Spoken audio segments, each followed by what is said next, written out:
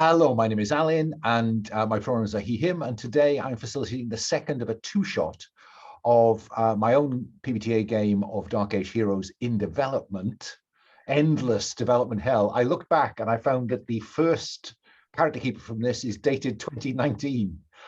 So this has been going a long time. One day we'll get there. But anyway, that's what we're playing. This is a two-shot.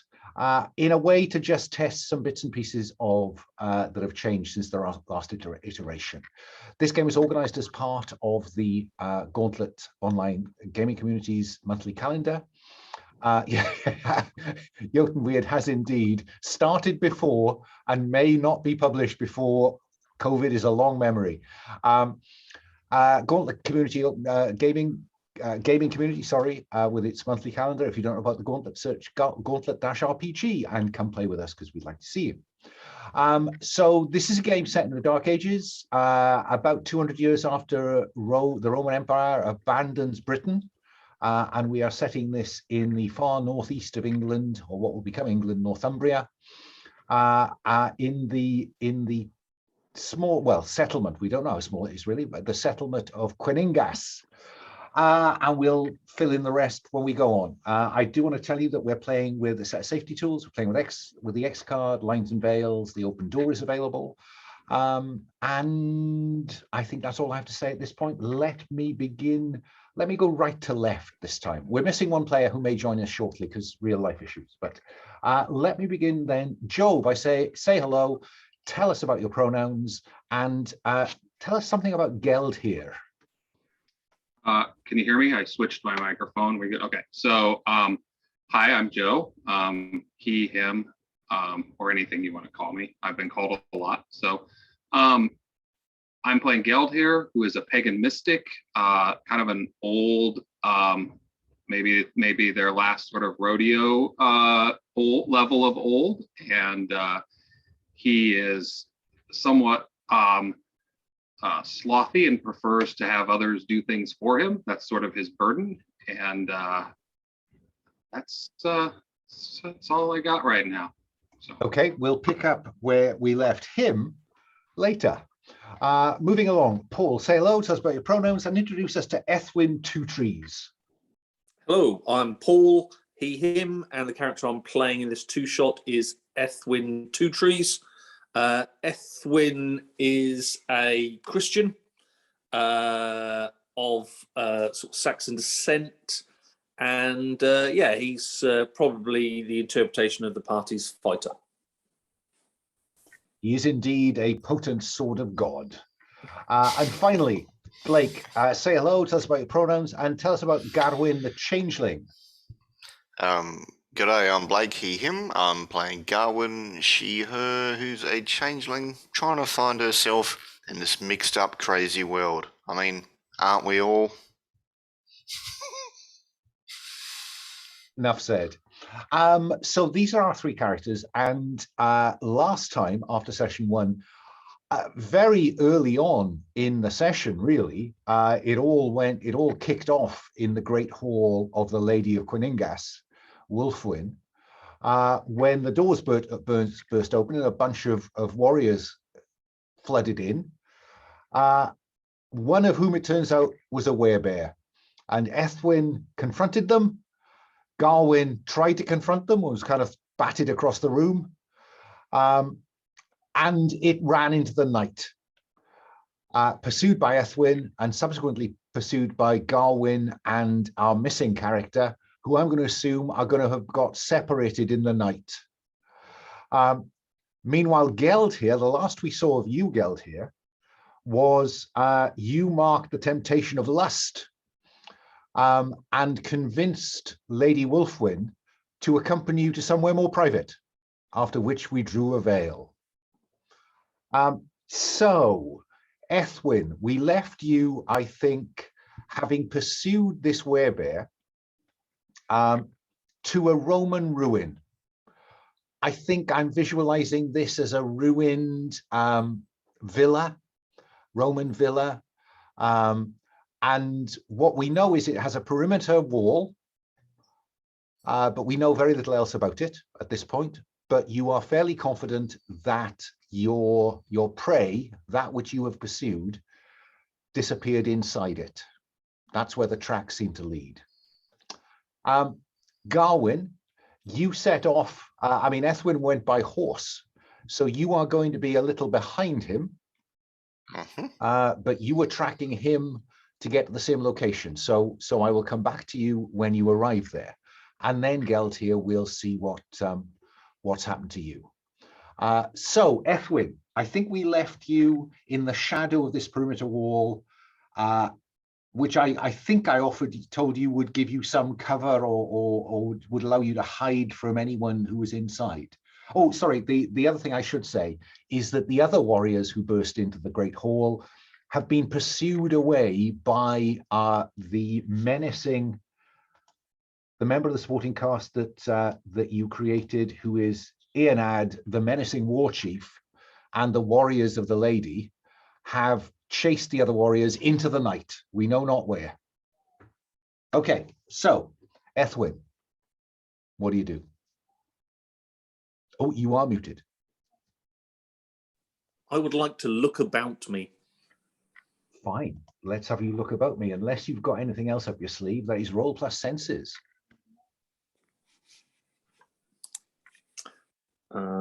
What I do need to do is get the dice roller up.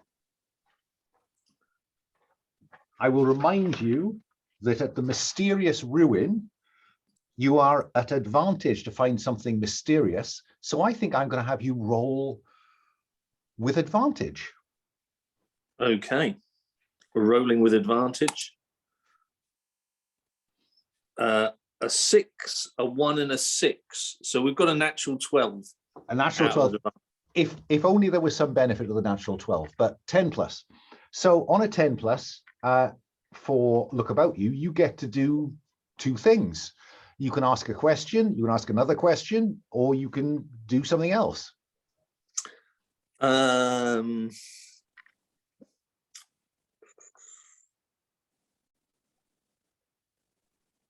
Ask one question about someone or something in the scene. Oh, sorry, Paul. I've just noticed that I've tinkered with the rules in a way that I'd forgotten. You don't get to ask 2 things. You get 1 thing on a 10 plus. You get advantage if you act on it. Sorry. Yeah, no, that's fine. Tell me something about the non-hall villagers that are in this scene.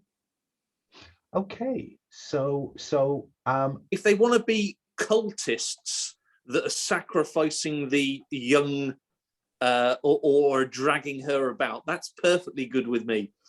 Now, the only way that you can make me introduce one is by spending a debt that the settlement owes you. Does the settlement currently owe you a debt? No, I don't think it does. I should check, but I'm pretty sure it doesn't. I don't think I've incurred any or got any debts owed me. Or are you agreeing with the fates of detail to add to the scene that enriches the fiction? Yes, I think so. Me a question. Okay, so which of the other members of the community, which one of them do you see in the vicinity of this ruin, or perhaps going into it? We've got Ina, the naive crafter, Helev, the bitter charcoaler, Bardewulf, the trader, and Mynir, the herder. We should have some adjectives attached to them. Yeah, I was going to say the herder and the trader are just boring. Yeah. Can anyone remember who they created? Because we have aging used, bitter used, cowardly used. I know where that is. Energetic. One of those is energetic. Innocent, impious, lustful, menacing, naive. I reckon I had energetic for trader. Okay, energetic trader. I'm going to, in the absence of any suggestion, tell you that the herder, we've got cowardly, bitter. I don't think that one's been ticked. Naive, menacing, lustful. Underhand. Underhand. because that would explain why they're there. Yeah, underhand. So Yeah. the underhand herder. So tell me a bit about what I see the underhand herder doing. I think you see the underhand herder, pardon me, with a torch, looking into the night, and then disappearing back into the villa.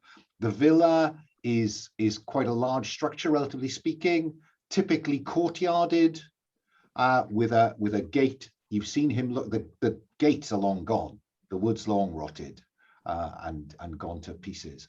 But you see him looking out through the archway of the gateway into the night, and then disappearing. And you can probably see the light from the torch just moving across that courtyard to the far side of the courtyard.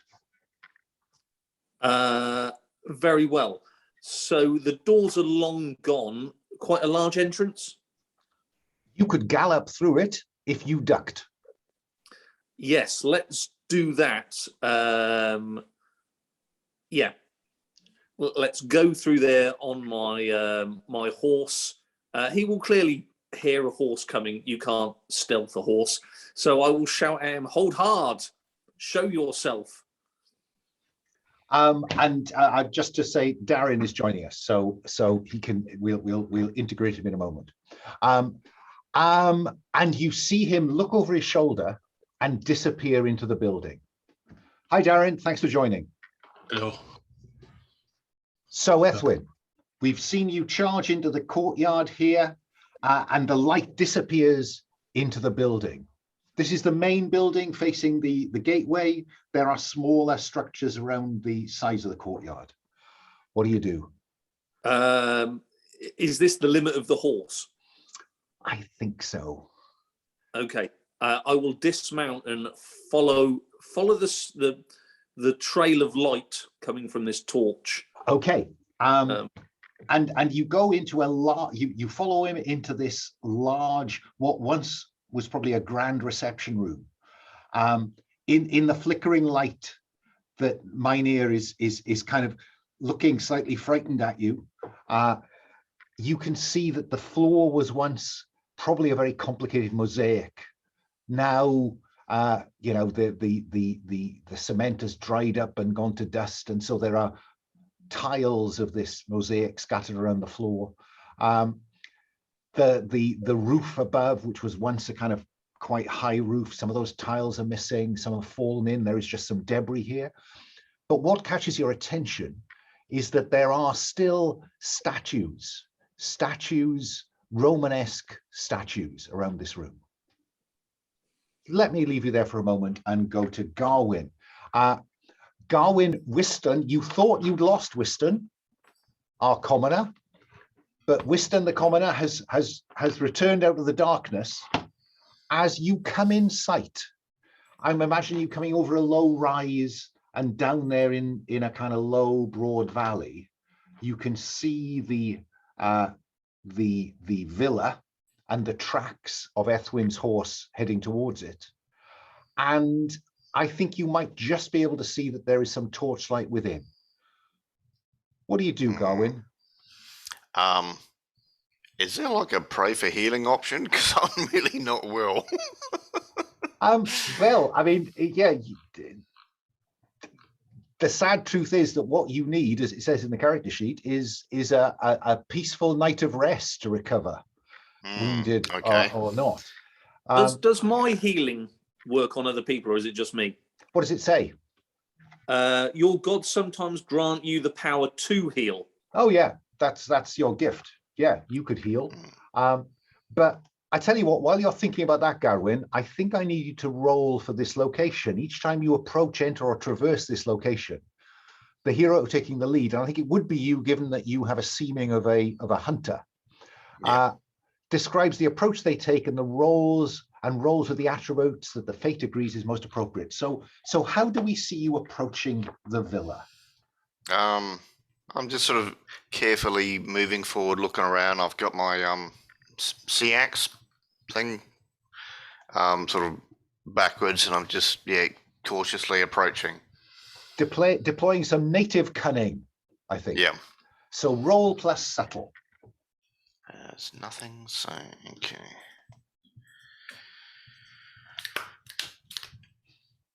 9. 9. On 7 to 9, choose one and accept the loss of or consequence of whatever you didn't choose. The fate describes an immediately helpful opportunity. The fates describe something that will offer a potential benefit now or in the future, or you describe how you avoid a risk associated with this place that the fates will describe.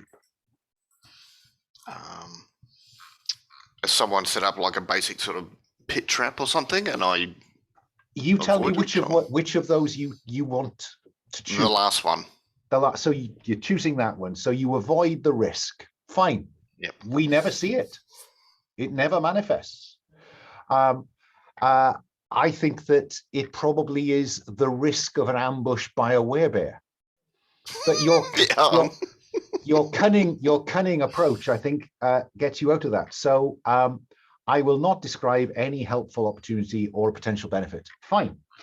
I will remind you that you are at advantage to find something mysterious and at a disadvantage to understand what you find.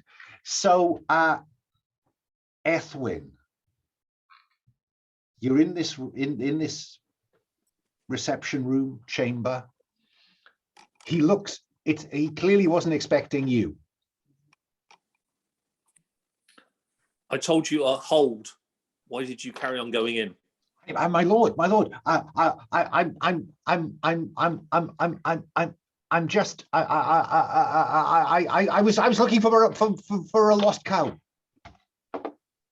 At this time of night? I must find it, or my lady will have me whipped. I'll have you whipped if you were lying. And is there a sense lie? I suppose look about you would allow you to, but I think I want to describe something to you before you do that, because while your focus has been on him, his eyes are darting about, and each of these statues is wrapped in fragments of human skin. Just so you know. Wystan, let's come back to you. Garwyn is leading you down towards this ruined Roman villa, or abandoned at least. I think you've got him confused. Wystan. Wystan was back at the thing, wasn't he? No, Wystan went with you. Oh, okay. Yeah. Yeah. So, Wystan, what are you doing as Garwyn leads you down?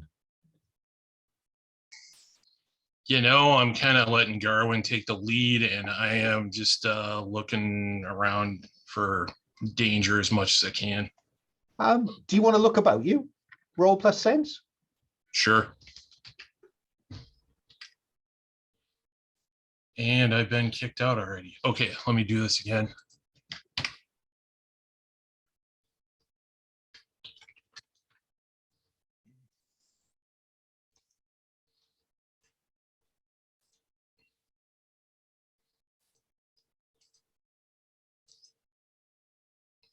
I believe that's a 6. Let me double check. Yes, that's a 6. Okay. So off to a grand start. Mark experience for the fail. While Garwyn avoids an ambush by a werebear, sadly, you do not. The werebear just emerges out of the darkness and grabs you. Would you roll? No, I think I'm going to apply harm as established. Would you take 3 harm, please, Wystan?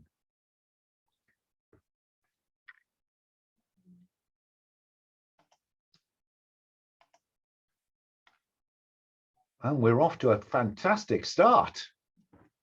I'm dying. You are dying. Oh, by the way, would you clear each of you the experience flags and add that to your experience total? Because I think that none of you came back to me in the chat to suggest that none of that was true.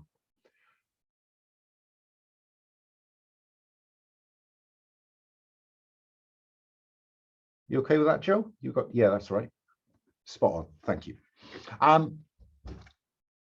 Yeah, this just grabs you by the scruff of the neck and throws you into the darkness, where you land in a nasty heap. Garwyn, what's your reaction? Shit.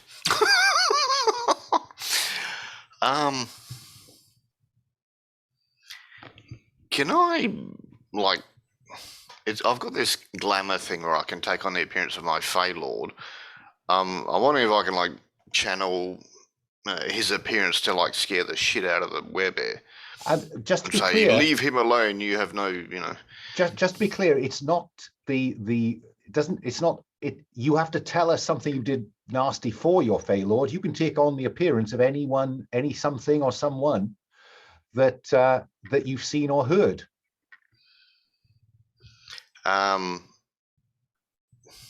What is likely to frighten off the werebear, I wonder?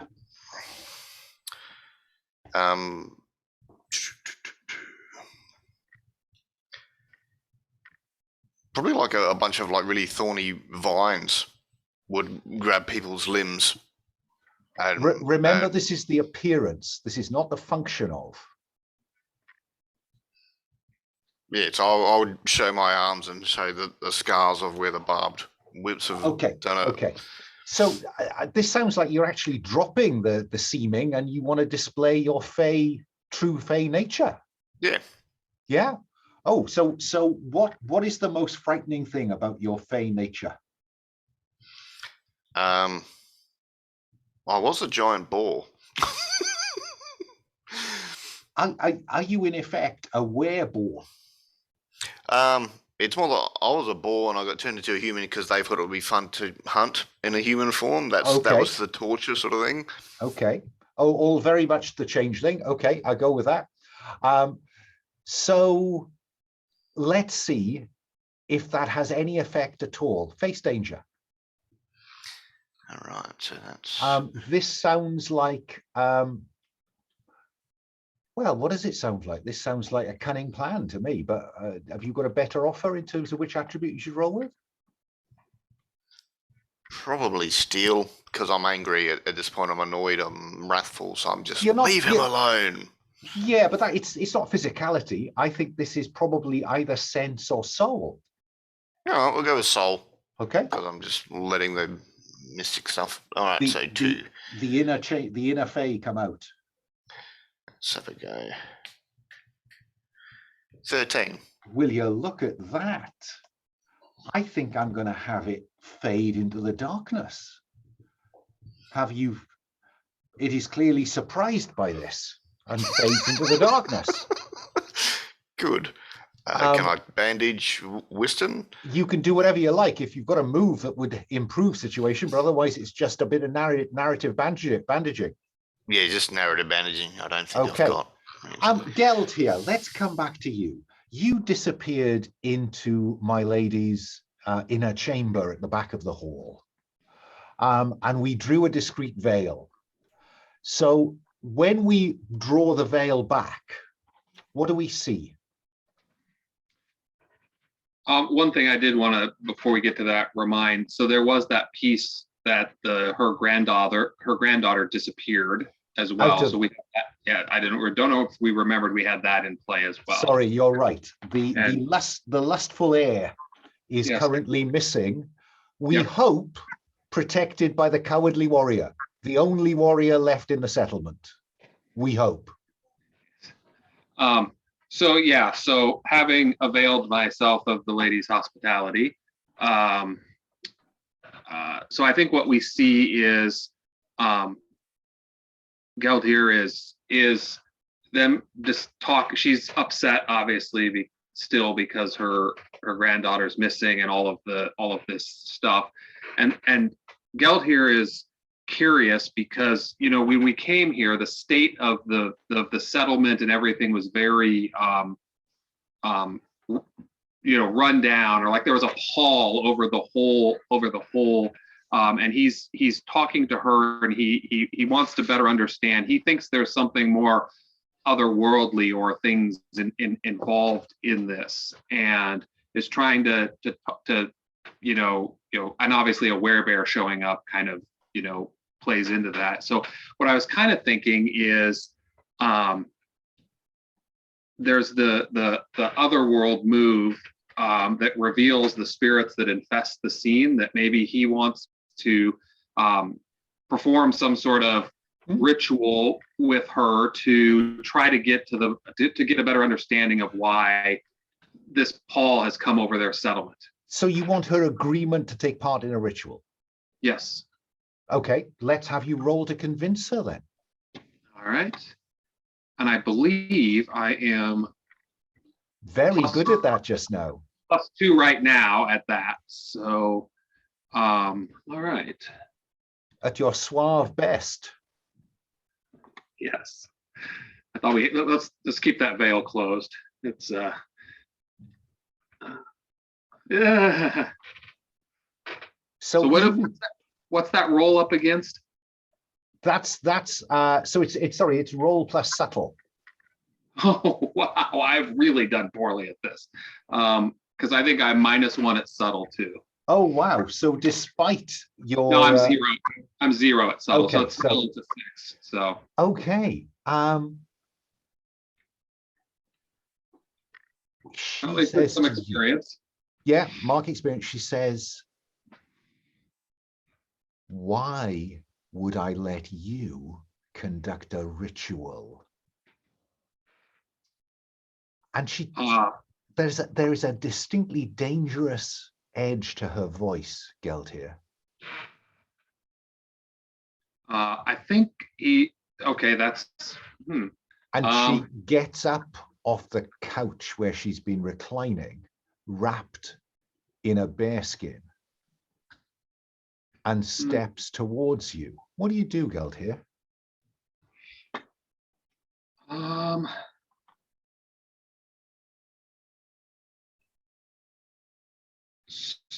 So that's what I'm thinking. So I think I'm going to lean into this a little bit, and I think I'm going to clearly you have forsaken. You and your people have forsaken the true spirits of this land. And don't God. Talk to me of what I have forsaken.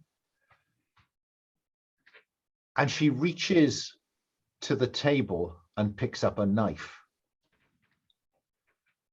Do you think I sacrificed everything for you to come and tell me that I was in the wrong? I'm going to triple down on this. And I think I'm going to call her out with the fear.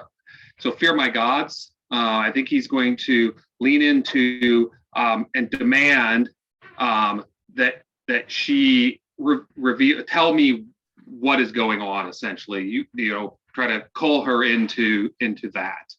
Okay. That would be what I'm describing and looking for there. So. Okay. Before you can kind of subdue her, if you will have to overcome her 2 defenses.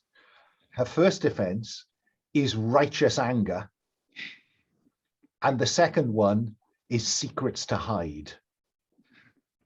Okay. So let's have you roll to confront them with soul. Okay.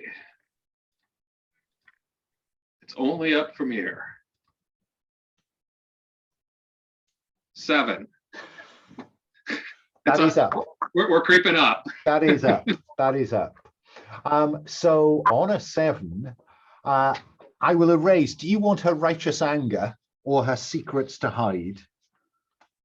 I think righteous anger. I'd like to. Let's begin by de-escalating the knife-wielding angry lady. So. Okay. Well, I will remove that. But will she gets to choose one. Inflict harm as established. I don't think that's relevant. She forces disadvantage on you.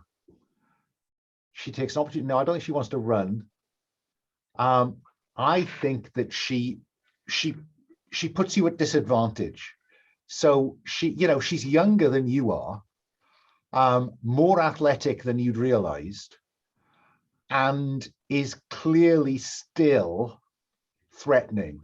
So I think you're at disadvantage going forward for the moment. Let's cut back to Ethwin. Yep. What do you do? Run this guy through with the spear. Just go for him. Yeah, he's acting shifty at this time of night. It's not right. Why ask questions when you could just stab him? Fine. Yeah. Let's have you confront him then, and hope there's not more to him than there appears. So that's with advantage. Yeah. Oh, do you want to? We should do your start of session move. While I remember. Enemy of the god. Enemy of God, yeah. Yeah, sure. I will retick it. Just to see whether. Yeah, go on. Something dishonorable. Yeah, I tend to not really listen much to what people say, and I just like running them through. That's pretty dishonorable. Fine. Yeah. So I need to roll that first, don't I? You need to roll plus another roll plus steel. Plus steel.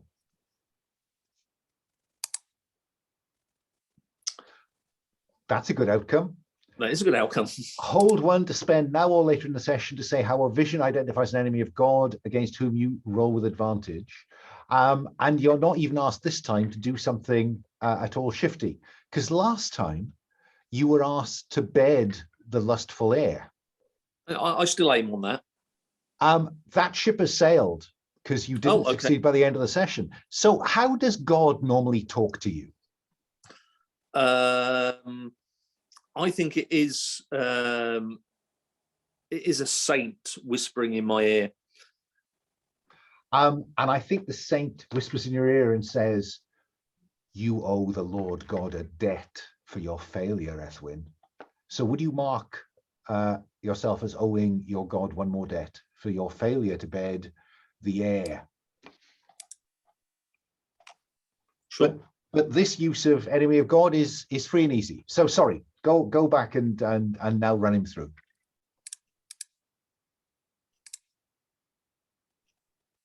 Uh, 13. You lot are killing me. I'm not going to mess about with that. I think that runs this commoner through. And blood spills across this once gorgeous mosaic, soaking into the spaces, outlining some of the pictures that might still be visible there. Oh, I will take a time and admire those now blood outlined pictures. Now you can pick up the torch and look around.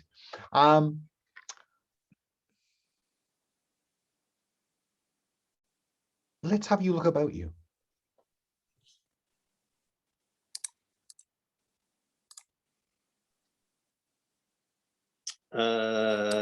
At least 10. Yeah, sorry, can you, because I've just remembered you are at disadvantage in a mysterious villa to understand what you find. So would you roll the other one as well?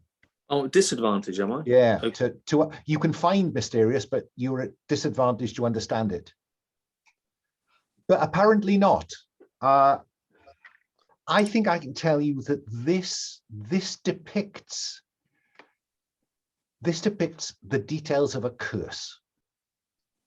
I'll leave you with that for a moment, because I want to go back to Garwyn and Wystan,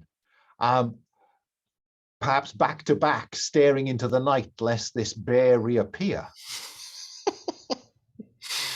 What do you do, Wystan? Because that was some kind of hit. I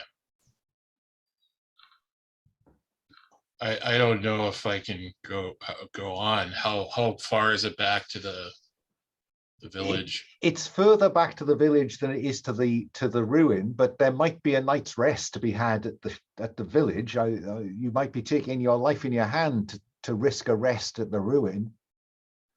Oh, but then again, do I know that Ethwin can heal people?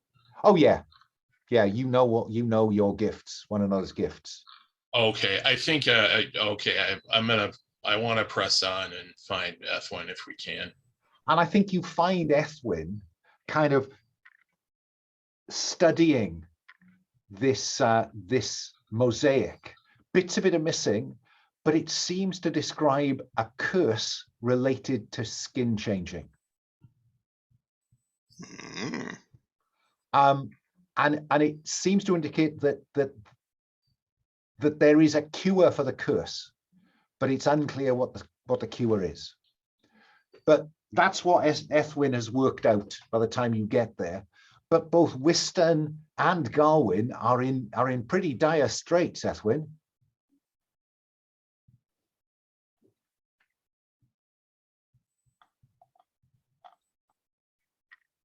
You are muted. I will explain to both of them that, alas, the Christian, the God, can only help one person. Are either of you two Christians?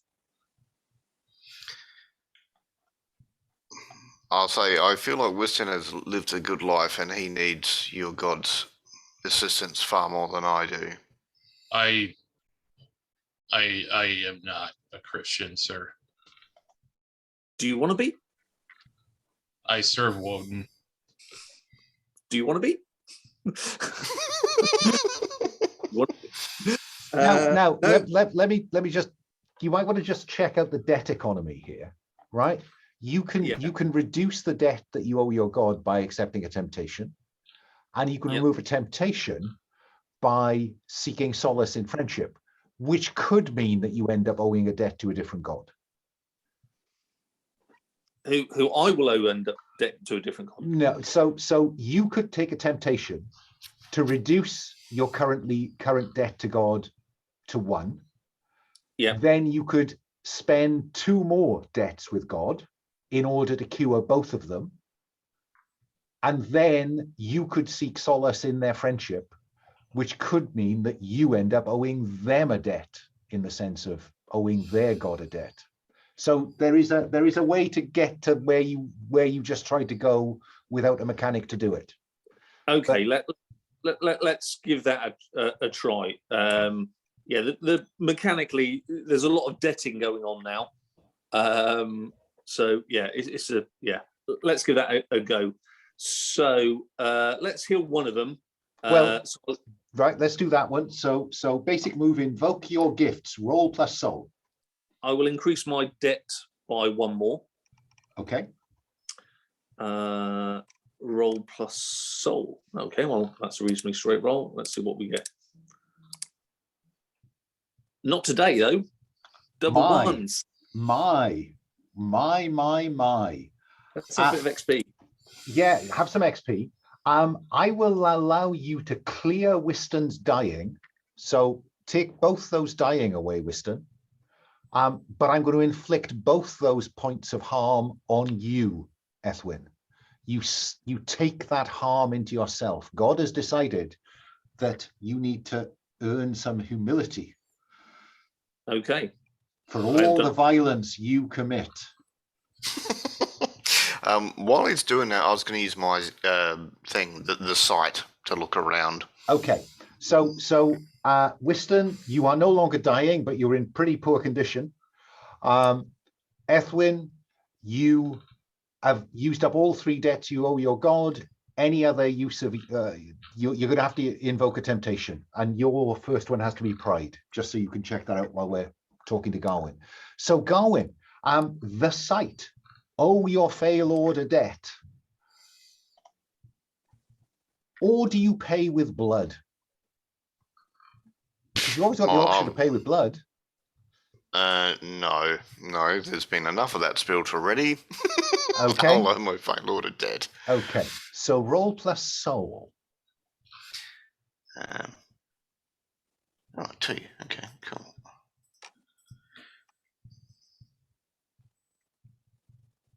That brings it up to 6. Sweet. Gee whiz. Gee whiz. Bring it on. Yeah. I think that you see a path. Now you're looking at this mosaic with the torch while Ethwin deals with Wystan. There is a clear path here, a bit like the Stations of the Cross. It seems to you that if you were to go to these places in a certain order, you would be gifted with a way to raise a curse. And looking at them, it feels like you need to travel from the mysterious ruin to a nearby river, which is surrounded by a bog, in the center of which is a dangerous cavern. That seems to be what the site reveals as you look at this mosaic. All right, well, I'll tell them that, but I'll add we need to be led by, you know, a Christian warrior will light the path on this journey. As if. If I have a torch, yes, I probably will. So Ethwin, the question for me now is do you want to opt to accept a temptation, reduce your debt to God by 1, and then spend it back up to invoke your gift on behalf of Garwyn? No, because pride is basically I can't fight once I get pride. You can. It doesn't affect confront them or humble. I think it does. Does it? -2 to face danger. Yeah, that's not confront, Isn't it? no. Okay. That's a more generic kind of catch-all. Face danger. Okay, yeah, face danger. Let's pride, and then I will roll soul to try and heal Garwyn. Okay, let's see how that goes. Now that, on the other hand, is a lot better. Total? 9. 9. Okay. So on a 9, 7 to 9, you succeed, but the fate chooses one from you attract unwelcome attention. Your gift has a broader effect than you had desired. Your gift takes more from you. I think it takes more from you. I think you mark another point of condition, another harm, but I think you cure all of Garwyn's ills. All of wounded, isn't it? I don't think it removes wearied. Say it again. Does it just? I think it. Does it only remove wounded? Erase 2 condition. Yeah. No, any 2 condition. So yeah, that would be wounded. I suppose would be logical. Yes. Yeah, that's fine. That's still heaps. Yeah. Cheers. Fair enough. So Geldhere. We, the audience, know that clues are abounding out at the ruin, but you are faced with a still less angry, but clearly not wanting to talk about something. Okay. What are you going to do? I'm not gonna lie. I had Scooby-Doo vibes going off in my head when you described that a little bit ago. So,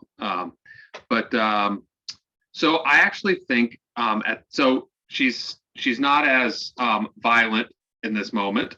She is not evincing righteous anger. That doesn't mean she's not going to stab you, because she has secrets to hide.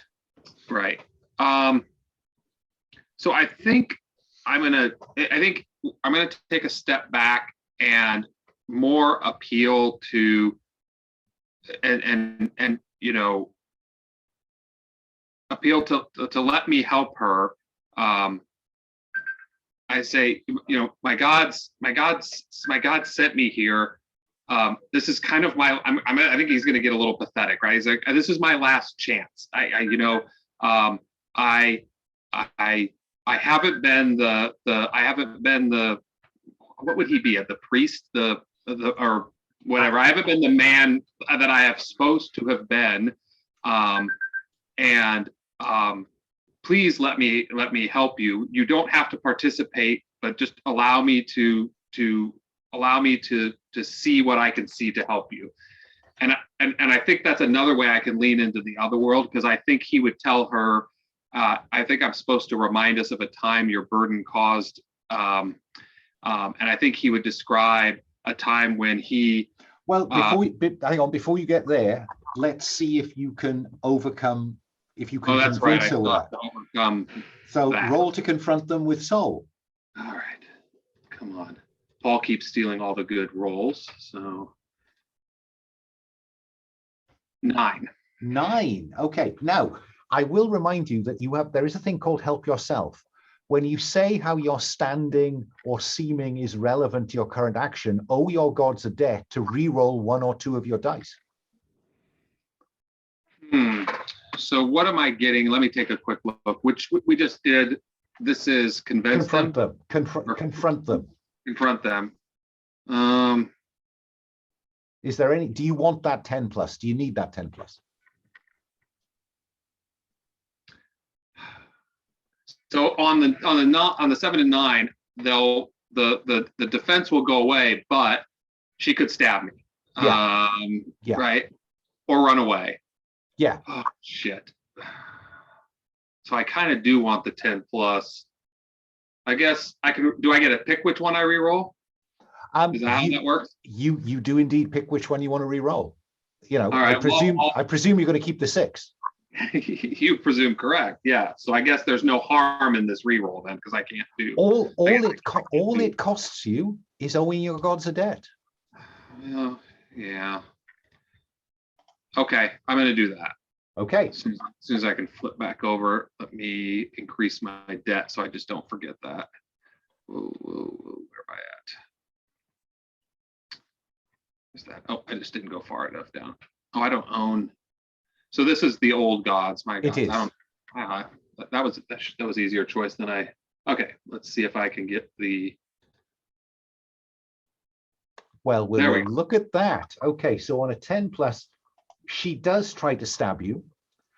She is about to inflict 1 harm on you, but you do indeed overcome her final defense. Which of those 10 pluses do you want? So I've already overcome the defense. So it's another one.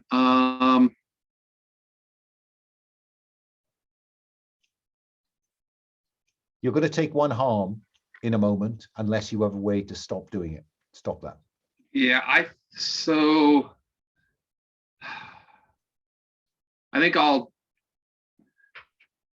think I will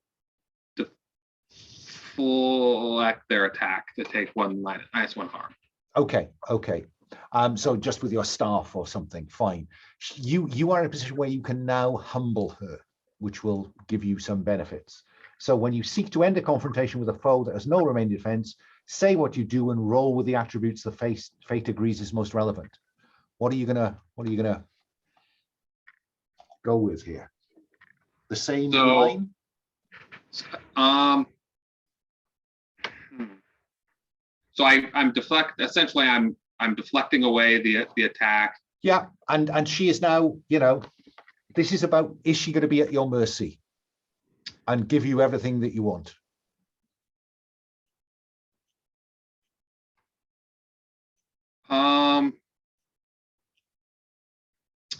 I'm torn between being righteous or being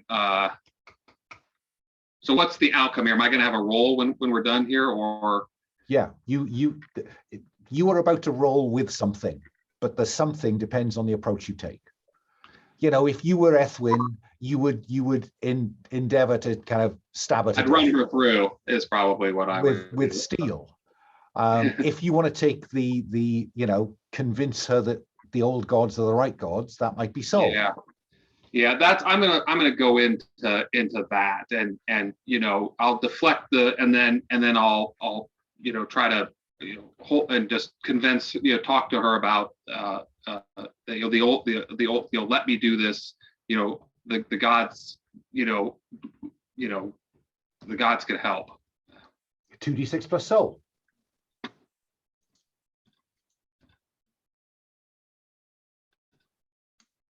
Son of a bitch. I'm a terrible pagan mystic. Well, yeah, but you can always invoke your standing, help yourself, owe your god a debt, and re-roll 1 or 2 dice. All it costs you is another debt to your gods. Yeah, I have hardly any debt to my gods since exactly.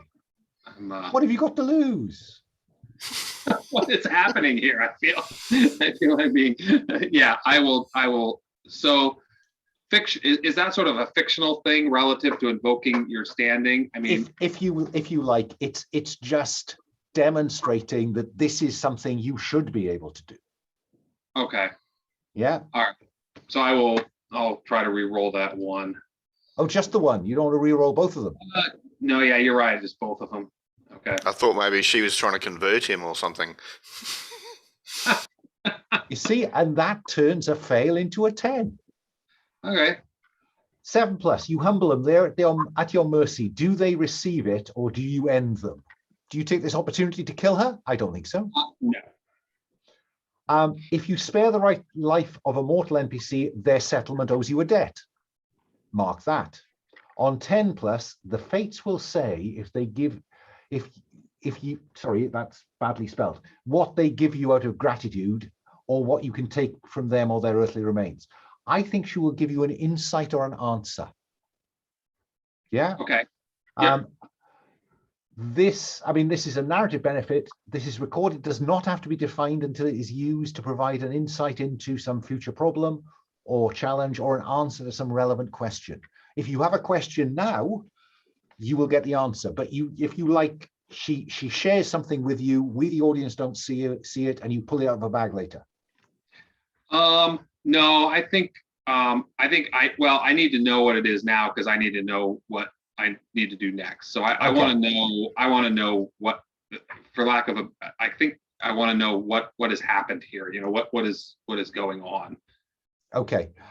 What she gestures to the bearskin that slips off her shoulders in this moment of kind of collapse and tearful realization that she can't keep this secret any longer.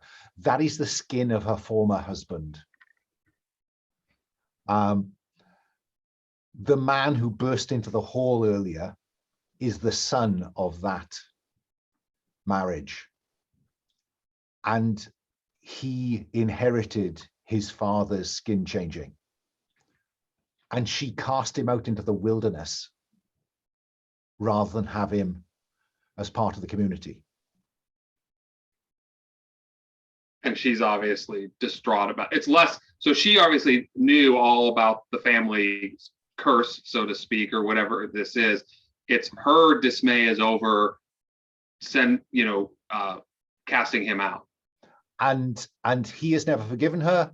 He went off and made a living as an outlaw and then some kind of war leader elsewhere. And he came back tonight to wreak his revenge on her daughter's daughter, because it appears to run through the male line. Okay. So does she have, maybe I'm overstepping what I can know. I'm trying to figure out how I can get connected back up to everybody else a little bit. So I think that she will tell you that the family legends say that there is only one way to raise this curse on the family, and that is to solve the problem that the Romans knew the answer to. So can I spend one of the debt that they owe me to have them give me a horse, and so I can go? You don't need that. She will give you a horse and you can gallop into the night in search of a ruin. Where we find Garwyn with a conviction about how to solve the curse, Wystan looking much better than he did, and Ethwin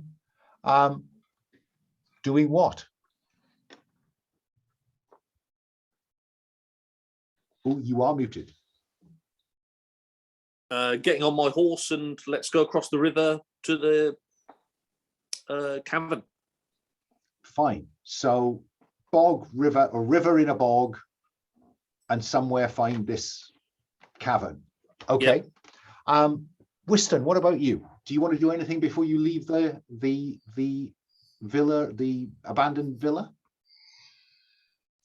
Can I read any of the stuff here, like the mosaic and whatnot? You can certainly look about you in an attempt to interpret it. Okay. Or, I mean, if you've got a playbook move that delivers what you want as an alternative, but I'm not sure you do.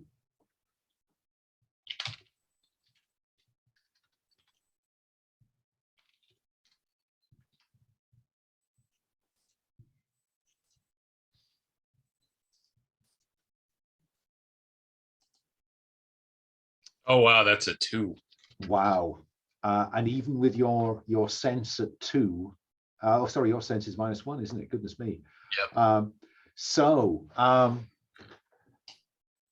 I think I'm just going to say that you think Garwyn's right. Okay. We all know that you've got that outcome, both of you on 6s. So the audience is obviously very suspicious about what's going on, but you are convinced that this is what you have to do. Okay. I filled up my experience. Oh, right. So if you go all the way down towards the bottom, down there on row 70, there's a series of drop boxes which offer you a range of improvements. While you're thinking about that, I would suggest it is 5 to the hour. We take a break. Shall we say back at our seats at 5 past the hour? See you then. Okay, we're back. So I think simply for plot convenience, I think that as Ethwin is leading, you've got a name for that horse, haven't you? Rudd. Rudd. As you're leading Rudd out of the courtyard, perhaps with the torch, followed by Garwyn and Wystan, I think trotting out of the moonlit dark comes Geldhere. And it looks like, you know, he's missed the party, but now everybody knows everything that everybody else knows. Right. Before I leave the ruins, I'm just going to prick my thumb and sort of put it on the 4 things in the mosaic. I'm hoping to draw the werebear's attention to it. Okay. And I think I said that you needed to do this in the kind of sequence of the cross. So the haunted river in the unholy bog before you reach the dangerous cavern. So the haunted river is in an unholy bog. So who is leading you to the unholy bog? Are you indeed relying on the light of the Christ? Well, I'm happy for that, but it would be handy if Wystan carried the torch. Fine, because you need access to that spear. I do. So Wystan, torchbearer, light bearer. Let's have Ethwin lead you towards the bog. So as you begin to enter this boggy ground, what do we see? How are you coming at this? What do we see on screen, Ethwin? I think we hear the cameras on the horse's hoofs, and we hear that classic sort of like as it's pulling its feet out of the mud, slightly slowed. So is it fair to say that you're looking for the most solid ground? Definitely.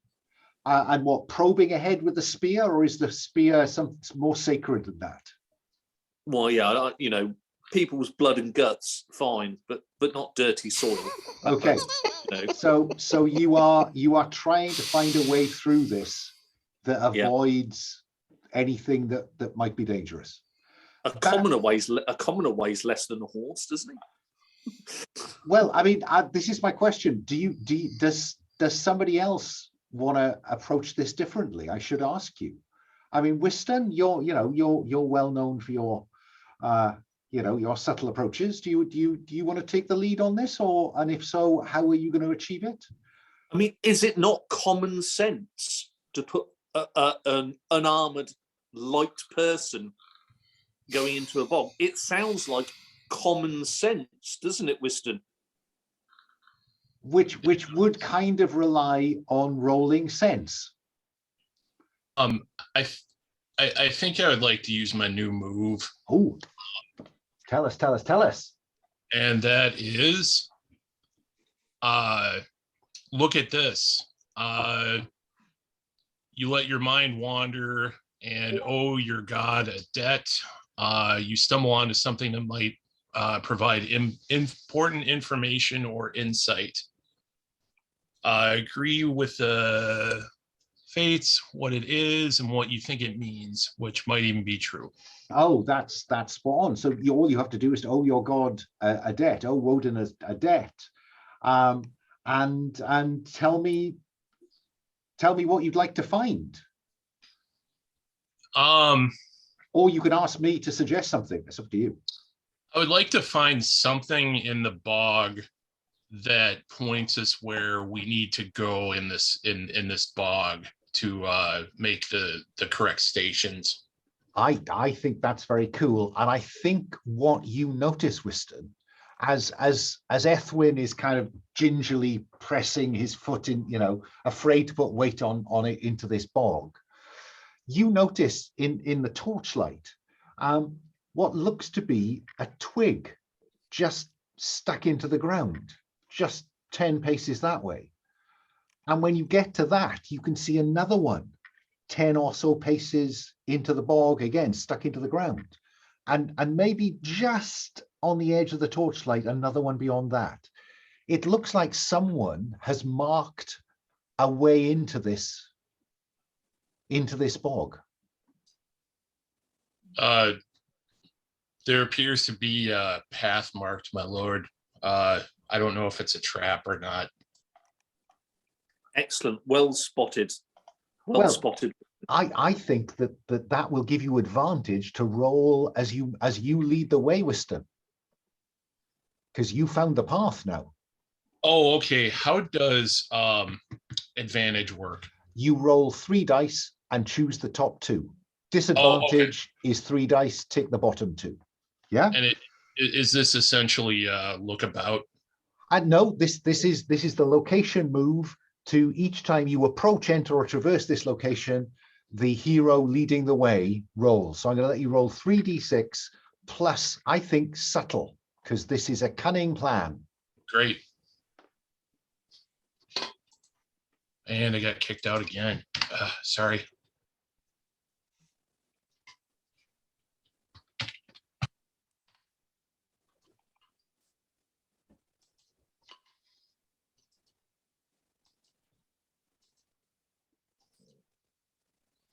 Let's see. So 10.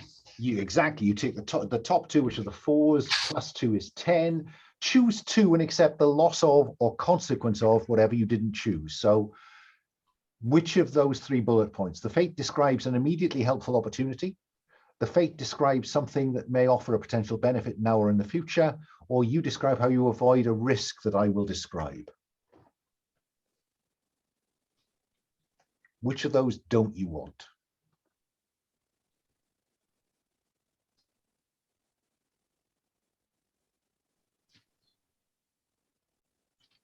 I think I will take off the top one and go for the bottom 2 there, the potential benefit, and yeah. Okay, I think how do you avoid Geldhere stumbling, leading his horse into what amounts to a kind of bottomless bog pit, sinking sand? How do we see you avoid stopping Geldhere make that terrible mistake, Wystan? I think I look at one of the sticks and it's a little more sunken, and I wonder if the person who put it there was on foot and not on horse. So that's a bad. I say, my lord, you shouldn't bring the horse through there. Let's go around this way. Fine. And you, just so I'm clear, you want the potential benefit now or in the future? Yep, that's correct. Okay. There's something, again, as you're making your way through this, you see something half sunken, something shiny, half sunken in the bog. Do you want to pick it up? Yeah, I'll see if I have enough might to get it out. Oh, it's not, it's a pendant. It's a silver pendant in the shape of a star. I'll take like a cloth out and clean it off a bit, and then I'll hand it to Ethwin. Oh, you really are a properly deferential commoner. So Ethwin, would you add a silver star to your to somewhere on your sheet so we don't forget about it? And this takes you through the bog until you reach the river. And river, stream, actually, not a full-throated. Garwyn, I've not heard from you in a little while. What do we see you doing as we come up to this stream running through the bog? I'm probably hanging at the back, and I'm listening in case we're being followed or we're about to be attacked or whatever. And I'm just sort of moving cautiously and deliberately, as if I was, stalking a deer or something. Okay, so that places Geldhere, Wystan, and Ethwin on the lip of this stream. Geldhere, what do you think you should do now?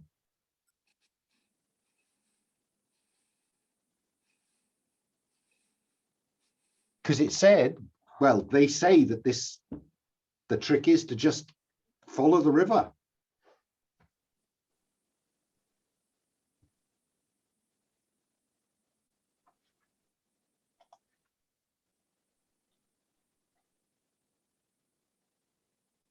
You are muted, Joe, I think. Oh, there you go.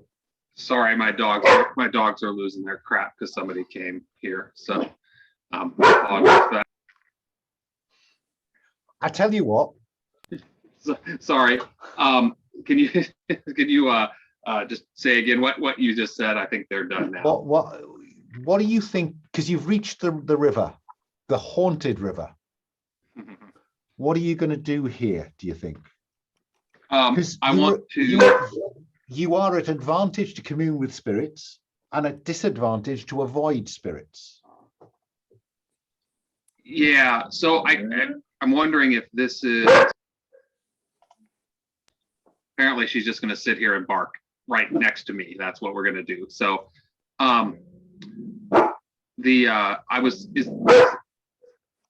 is this where the otherworld move comes into play? I think where I kind of am thinking, like, when I read reveal the spirits that infest the scene, I think my hope, my goal here, it would be to just give us more insight into what's the hauntiness of this, so that it will help us get through it or what we need to get here. So okay, so when you remind us of a time your burden caused a problem, your sloth caused a problem, and owe your gods a debt, you can roll to look about you with advantage. Yeah, so I think I'll use the same thing I was going to use if we had got there with this earlier, is that one of the reasons that I had certain duties to perform as the druid, whatever the pagan mystic does, pagany things, and I was not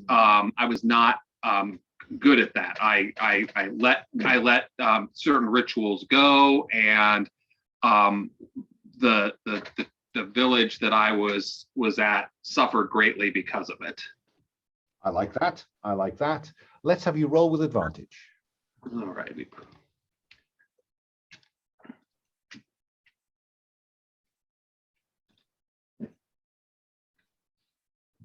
Well, that's all right, isn't it? A 5 and a 6 out of that. So 10 plus. So on a 10 plus, you can ask a question, reveal it. Well, doesn't reveal a foe's weakness. Agree with the fates, a detail to add to the scene. I suppose you could reveal a foe's weakness if you wanted to know something about, if the spirits here told you something about werebears, but I don't know.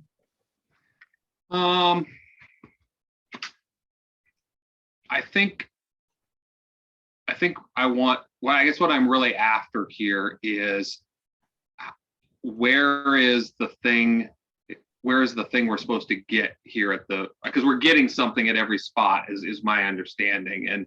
And I guess I'm trying to see I guess in my head that I see him going into some sort of like, spirit, seeing, seeing the world beneath the world sort of thing, right? And so if there are spirits and things around here, and I'm hoping to lead us safely to the what we need to get to without trouble from the spirits. Fine. So what I think we see as the audience looks through Geldhere's eyes at the stream is you see bodies, Geldhere, dismembered bodies. Some of them are in armor. Some of them are in armor that the audience will recognize as Roman. And as you are looking at these dismembered bodies, long rotted, long gone, the figures that the spirit of those legionaries stand, form up, and present arms to you, as if awaiting instructions.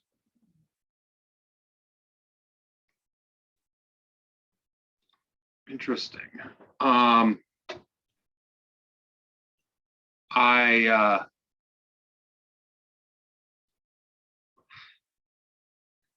think go back to what you wanted to achieve here. Yeah. So I guess can I ask them to lead us? They turn with a crisp precision and start walking upstream. So I guess I'm probably the only one who's seeing this, am I guessing? I will wave the spirits, or tell everybody else the spirits are guiding us this way, and follow. Anyone want to object, or do we follow Geldhere and his legionary escort upstream? Yeah, okay. We'll see you moving upstream, probably trying to stay alongside the stream or walking in it, as these spirits march in that direction. After a little while, Geldhere, they will disperse. They are tied to a certain distance of where they died, but you know which direction to go now. And we will see you approaching, or we'll hear before you see it, the sound of a waterfall of some description. So up ahead is a waterfall leading this stream cascading down a hillside, down a rocky cliff. And that's what we'll see. Garwyn, you've been at the back watching. Are you still at the back watching? Yeah. Let's have you look about you then. Okay, I got minus to that, so 1.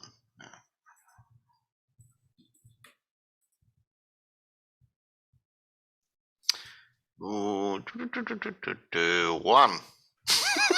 Wow. Now your seeming is that of a hunter, and it seems to me that a hunter ought to be better at this. Would you like to invoke your seeming, owe your god a debt, and re-roll 1 or 2 dice? Or owe your Fey Lord, should I say? Yeah, right. Oh, I'm a Fey Lord. -1. I can re-roll 1. Oh. You can re-roll them both. Oh shit. I think I better. Okay, 8. Sorry. Oh, shit, it's still 6. Really? Yep, that's all right. Holy mother of God. I got an advancement, so you know. there is an option to help another hero. When you describe how you help another hero after their roll, is there anyone who notices Garwyn looking about and wants to take a chance on helping him get from 6 to 7? Oh, she's at the back, so it's cool. Come at me, bro. Wystan is always willing to help. Yep. So what do you do, Wystan? I think I just Whisper, what are you looking for? Oh, Fine. sorry. Oh, buddy. Are you okay? Let's Sorry. have you. It's Animal Week on the Gauntlet. No. Let's have you roll with sense. Oh no, that's not good. Okay.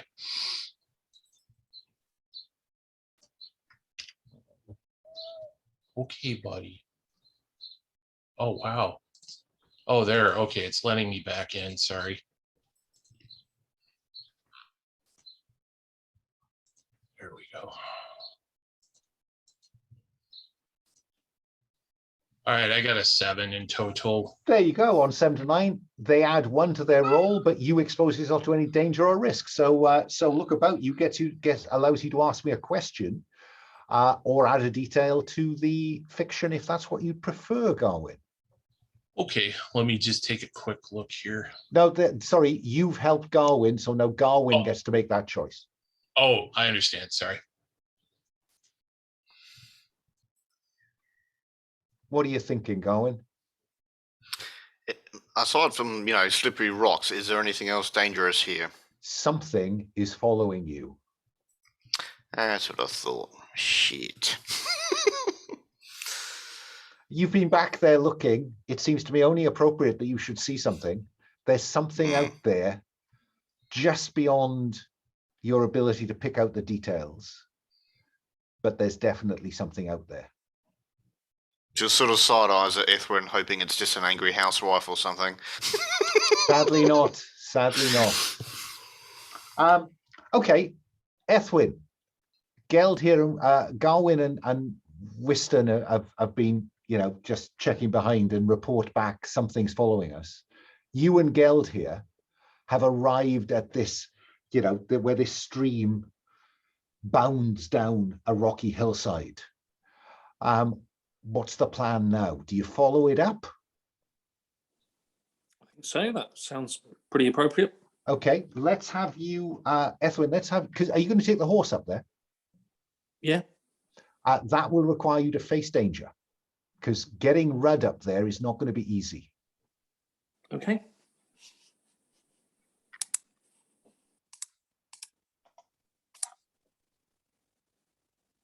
Rolled 10, even with -2 to face danger.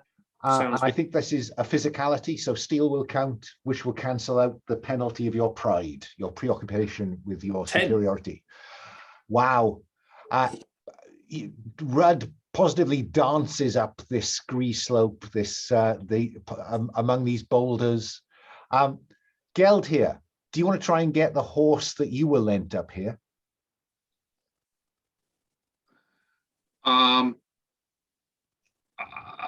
I don't think he's very horsemanlike. I'm wondering if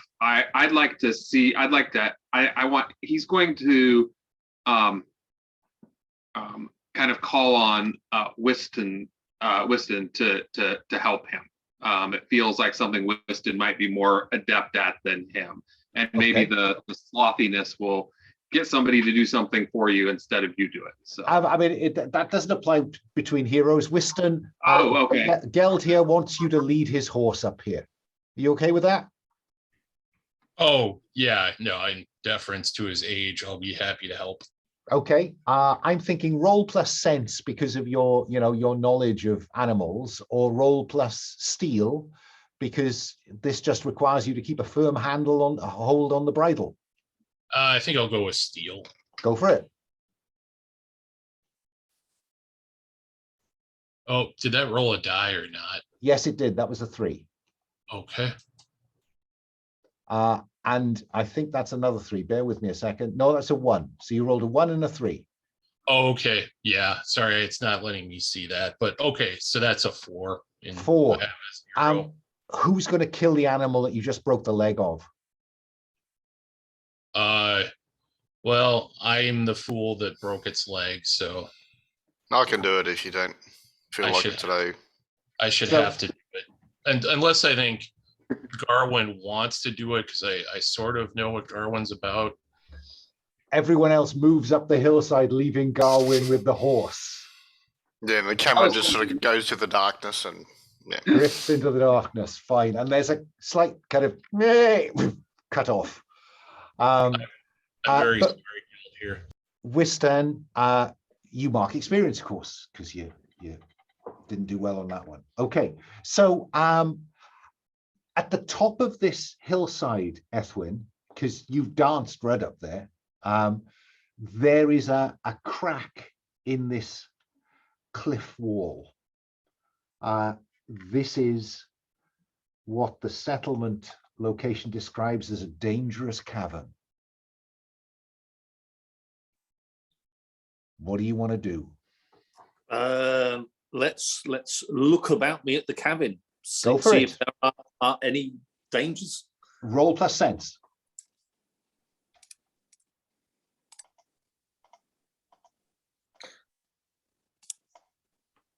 I rolled a 5 and a 3, 9. 9. So on 7 to 9, ask me a question. I will tell you no lies or something else. What's the immediate danger? I think the immediate danger here is the risk of getting lost in this cavern or separated. You're not going to be able to get Rudd in there for a start. But I think the risk is that once you go in there, will you be able to find a way out? That's what you fear. Okay. Wait for everybody else to come up and let's go in. Okay. So a dangerous, you are at disadvantage to avoid hazard or injury. You are at advantage to set a trap for the unwary. Are you going to take... Go on. Let's set trap for what's following us. Aha. Okay. So let's have, what does this trap look like? Ethwin, what are you thinking? Can it be me? Can I be waiting in ambush? Well, I mean, everybody could be waiting. I mean, how are you going to set a trap? I mean, it doesn't mean a literal trap. This isn't about digging a pit or setting a rope on the ground. How are you going to ambush, if that's a better word, the unwary? I think I will pull out some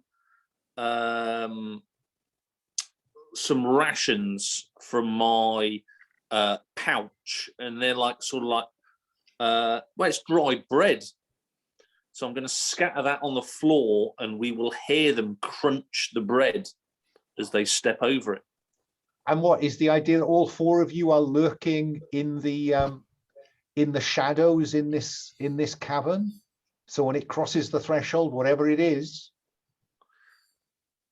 that the deal? I would suggest that I'm going to stay outside on Rudd, and we're going to catch them at the mouth, because you've given a PC a roll with advantage there, and I haven't used it. I need to use that. If not, what's the point? Mounted charge across a rocky scree slope. I'm happy to adjudicate that. While Garwyn, Wystan, and Geldhere inside the cave, and then we'll fall on whatever this is. Yeah, sounds good. Yeah. So I think the way this is going to play is that whatever it is that's following you, you want it to step across the threshold. Garwyn, Wystan, and Geldhere are going to confront it in some way. Its entrance. And then Ethwin is going to appear out of the darkness in a shower of scree, hoping to really hurt this thing. Yep. That's the plan. Sounds good plan. Okay. So who is going to... Wystan, Garwyn, Geldhere. Who's going to be the first person to act? Who's going to get the advantage here? Me, because I'm wrathful. Exactly. Wrathful, and not me because I'm sloppy. Fair enough. I think I just want to offer you a chance, Geldhere, to seek solace in friendship while you're just waiting for this trap to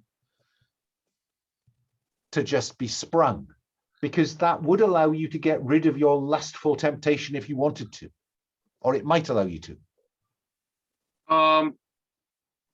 so what does that entail? Because I was thinking maybe that while we're getting ready, that he and Wystan could be having, I'm helping him. I'm letting him know there's no hard feelings about the horse type thing, and just he and I are just talking and everything. I'm always subtly kind of pimping the old gods a little bit, but not too much.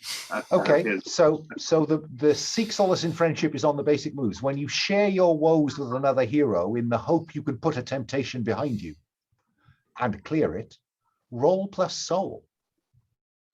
Okay. Put my woes behind me, or sharing my woes. Yeah.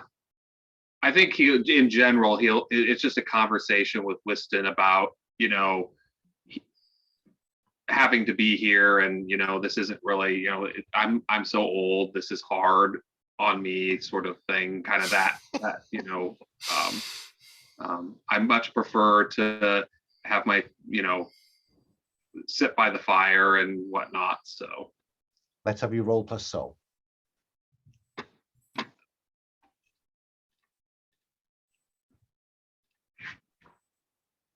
$11.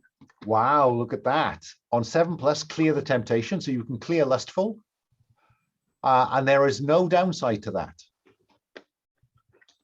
So then... Yes, I definitely think Wystan's common sense, man of the people stuff kind of helped him, ground him and everything. I think, all right, so clear that with no, that basically that's good. That's it. If it was 7 to 9, you would end up owing Wystan's god a debt. But what the heck, you didn't. So that's fine.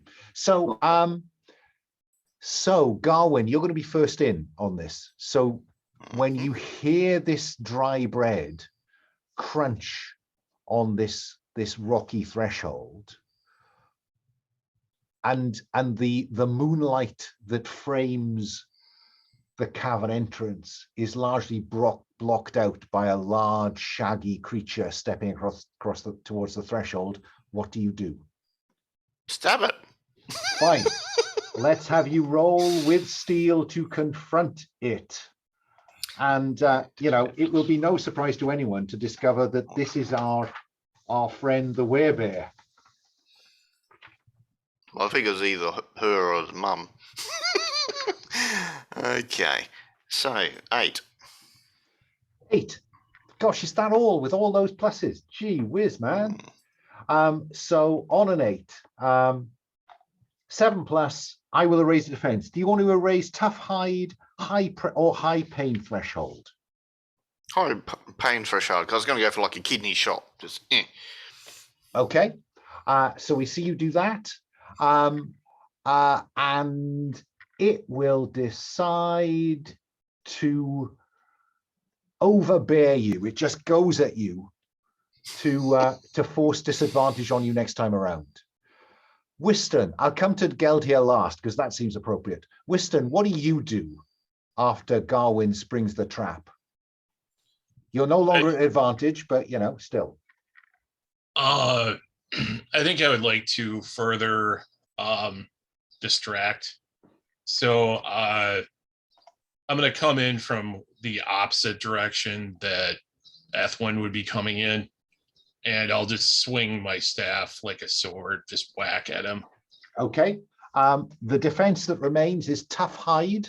So you're hoping to have an impact on tough hide. Let's have you roll with steel.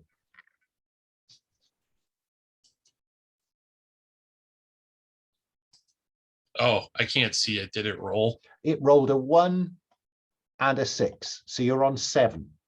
Yes, I have a 0. Okay. 0 steel. So again, that gets rid of tough hide. Maybe you managed to open one of the wounds that had previously mostly healed from its previous encounter with Ethwin. And that erases that. But on a 7+, it gets to use one of its powers. It will recover tough hide. It will regenerate tough hide. Poopies. Okay. Geldhere, what about you? All right, so are we in the cave? Is that You're in the cave. It's Feels just like come it. to the threshold. You're holding it there in the hope long Right. enough for Ethwin to get a bit of pace up on Rudd and roll with advantage for a mounted charge.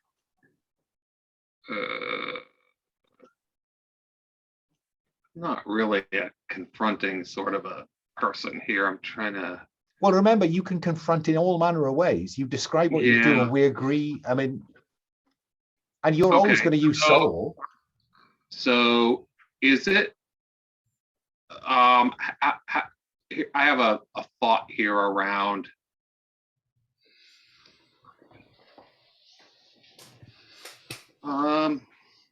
Can they use their like mystical powers to make it go back into human form, so it's less furry and muscly and stuff? Like, I mean, there is an option in where's it gone? Miracles and Wonders, which Yeah, is something like banish a creature, spirit, or curse from a person, object, or place for the rest of the scene. Now, So- what about that as a possibility? Yeah, so that I was thinking a little bit about either empowering Ethwin's weapon to give him a little bit of an advantage, but I actually like that idea. I've already got advantage. I've already got advantage. Well, it's like a +1, it looks like, but I like that idea better. Is so I think what we would be going for is basically getting him out of his very dangerous form and into something a little more manageable. Fine, let's have you do that. So I think the way this works is either owe your god a debt or mark wounded or dying to pay in blood before you roll with soul. Yeah, I have no more debts to owe. I can't go anymore on my, so I will be. And I don't know. I don't show any wearied or wounded, but I don't think that's right. I think maybe those accidentally got ticked off because I'm very sure I've used my. I'm very sure there's nothing that would have undone those that we've done. Is there? Don't think so. Yeah, because I know I'd marked wearied and wounded already because I've used that. So I guess I will mark another. Can I mark another wounded? No, you go down the column. So the next one is dying. Excellent. All right. I did say it was my last rodeo. So Open the vein. Open the vein and roll plus soul. There we go. Okay.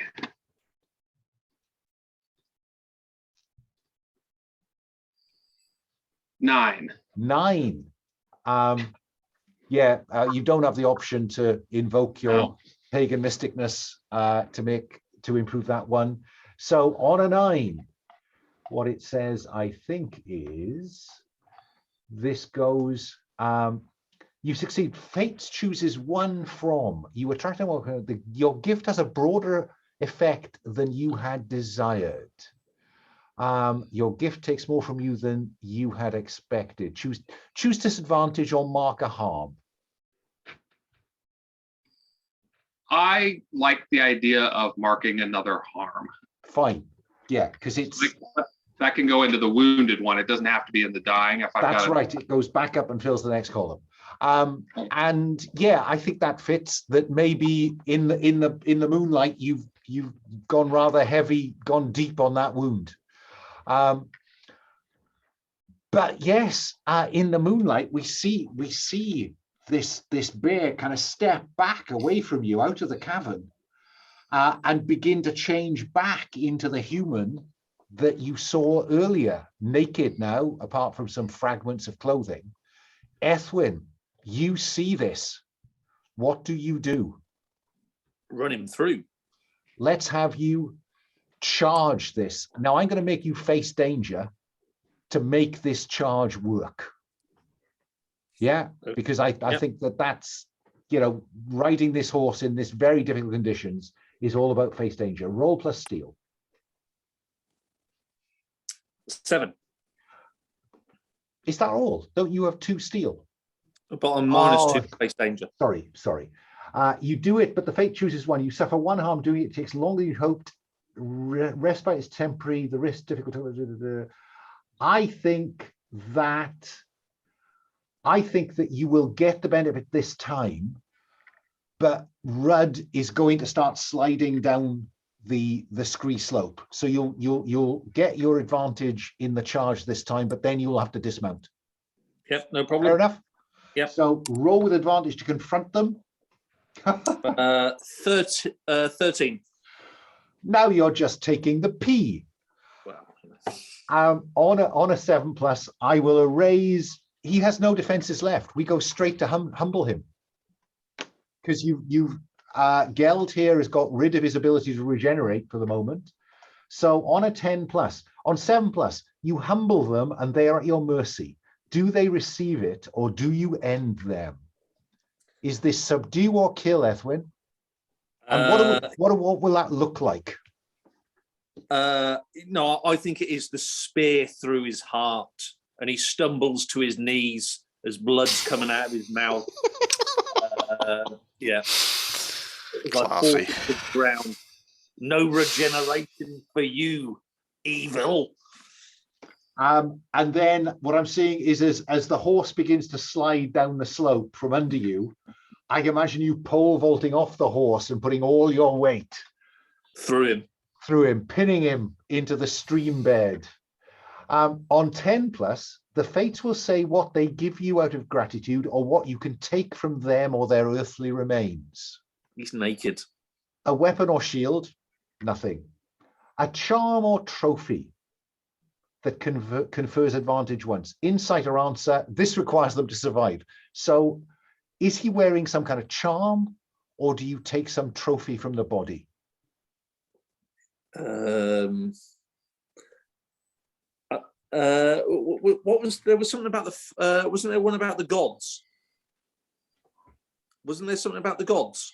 What about the gods? Sorry, I'm confused. Well, was it the gods could do something, or there's something left on the body? When we're reading humble, you humble them is down below, confront them, and basic.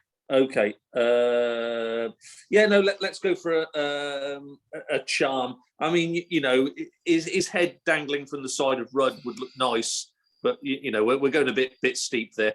I think Rudd has slipped away. So okay. a charm, a trinket. Can I make a grab for the horse to grab its rein, stop it falling? The horse is not going to end. The disadvantage here was that Ethwin had to dismount. Rudd will be fine once Ethwin's out the saddle. So this is some kind of charm that was hanging around his neck. Yeah. Do you want to describe it? I think it's something that links in possibly with the.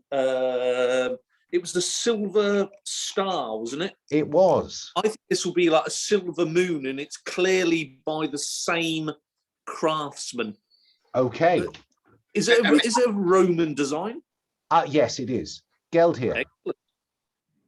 Yeah, I think I would like to suggest that we that it's important for us to return his body to the lady, so that he can receive, his curse is ended, right? And we can. I believe that if we return him to his home and allow for the appropriate burial and funeral rites, that would lift whatever is happening with the village or the settlement or whatever. I think that's important. Okay. What I will say though, just before we leave the pendants, is that now you notice there's a slight slot in the star and another slot in his pendant. They fit together to make a star, a moon, a star, a moon. With me, or more like that, actually. Yeah. Yeah. And that will give you advantage, as it says here, I think, if you describe its relevance to some future role. Okay, so keep that in mind because I will forget about it. Don't worry, I've got 2 of them now. What are you going to do now that you are? Is that it? Is now take the body back, or do you explore the caves? Onwards. We never retreat. It's no retreat, no surrender. Wystan nods. So into the darkness. Well, Wystan's got a torch. I mean, it's a fantasy torch. It burns forever. It burns forever, yeah. And he also has a staff that I promise you is not 10 feet long. So Wystan, you've got the light. I'm seeing you at the front here. I think that I need you to roll for the location move for this dangerous cavern. No, sorry, I need you to roll to see whether you encounter a disadvantage. So I think you need to roll, Wystan, to face danger at disadvantage to avoid hazard or injury. Yeah? Okay, what stat should I use? I think that this is either your common sense or steel. It's either going slowly and just, trying to work out the best way forward, or it's resisting that risk with a bit of physicality. Does that make sense? Yeah, I'll go with steel. Man. Oh, there we go. Okay. And then I need you to roll another dice because this is disadvantage. So you're going to take the bottom 2 of the 3.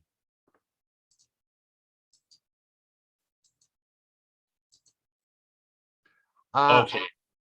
So that's 7 plus 0. Okay, so on a 7.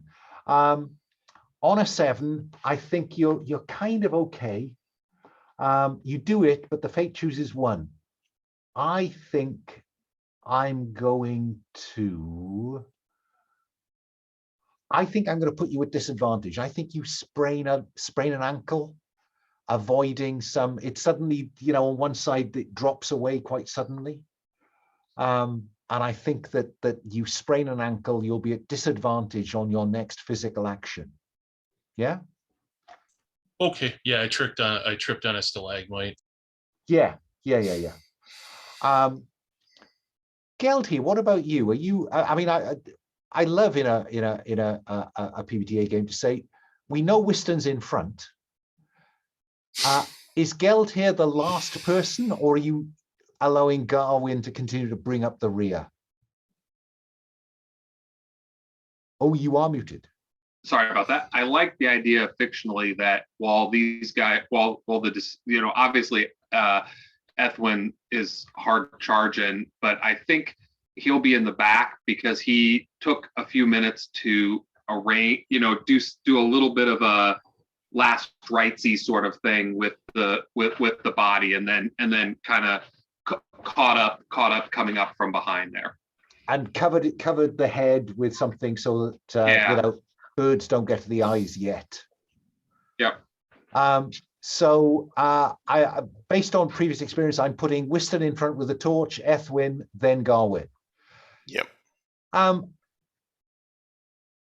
Wystan, you made your way through this and you've described stalactites, stalagmites.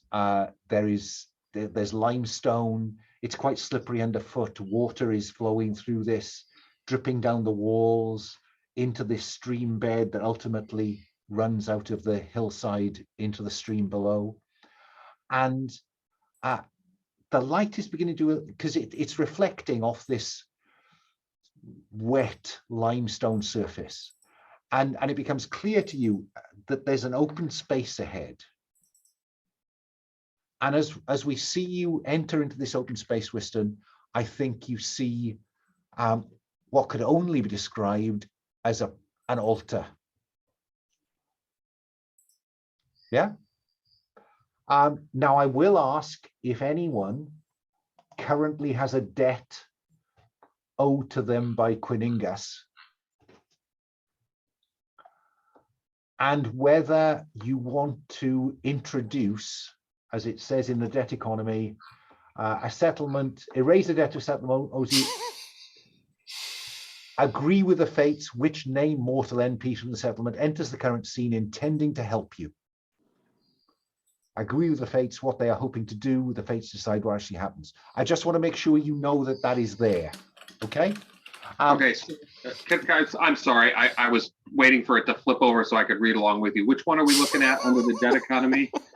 Blake, could you mute yourself? Because I am finding it a bit distracting having you in the background, chortling away. So yeah, if you go to debt economy, Yep. column F, you will raise a debt a settlement owes you when. Okay. Yeah. Yep. So just be aware you do have those debts. I think it's only Geldhere who has those debts. That is available to you.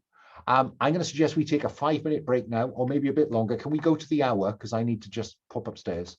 And then we'll come back and finish up in that last 30, 40 minutes. Okay. Okay. So yes, we come back for our final segment with Wystan having come into this large limestone cavern. Water drips and runs everywhere. There is something I can only describe as an altar in the middle. It looks like it's a stalagmite, one that goes up, that has been truncated. And tied across it is Bada, the cowardly warrior, naked. And standing him over him are Hild, the lustful heir, and Sealhelm, the impious priest of Woden. Wystan, you saw it first. What's your immediate reaction? Wow, yeah. He does not like that priest.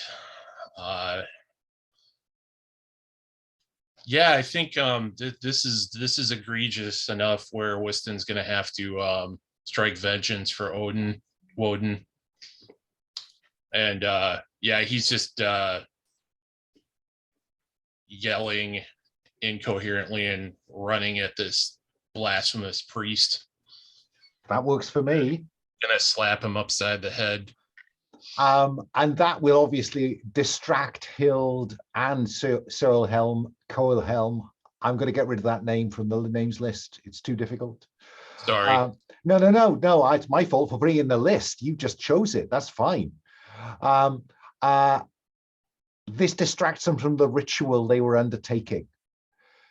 Geldhere, they were speaking words in the old Celtic tongue, not in Saxon, just so you know. Wystan is in motion. Ethwin comes next. What do you do when you see this, Ethwin? Ask any questions or simply act? Let's look about me, see what else is in here. Okay, let's have you look about you. Roll plus sense.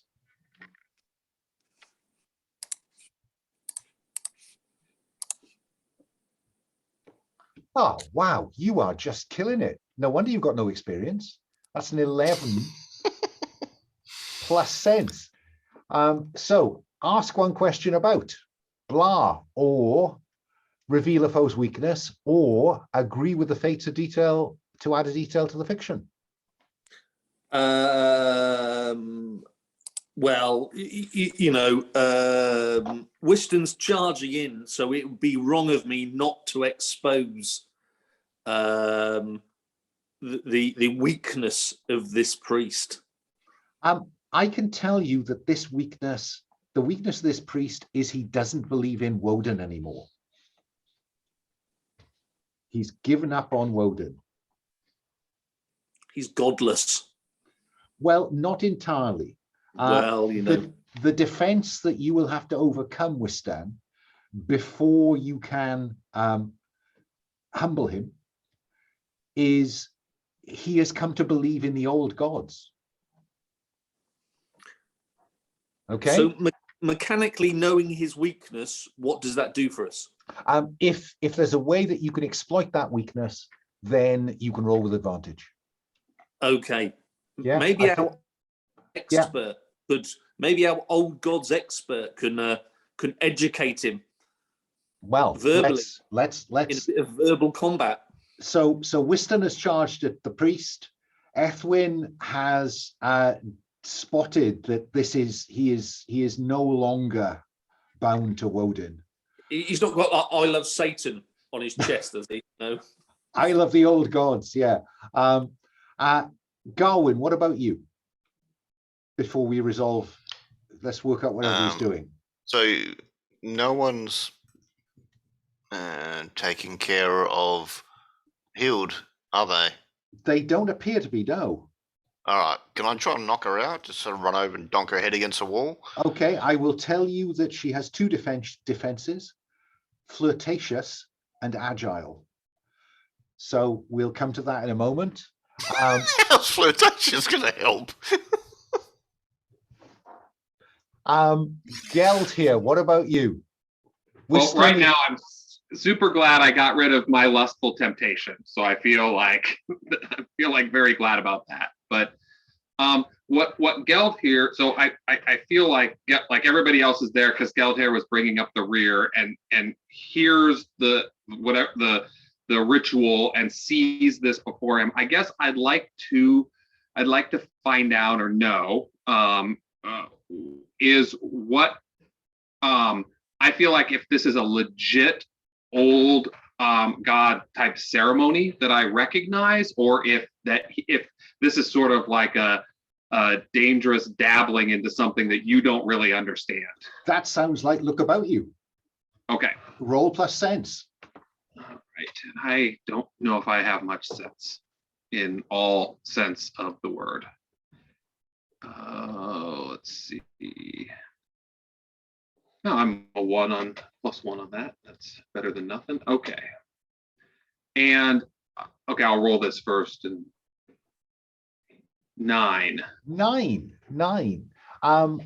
You could, I don't know what your death position is. You could invoke your standing as a pagan. No, okay, right. So on an 8, you can ask me a question. And the question you want to know is what's going on here?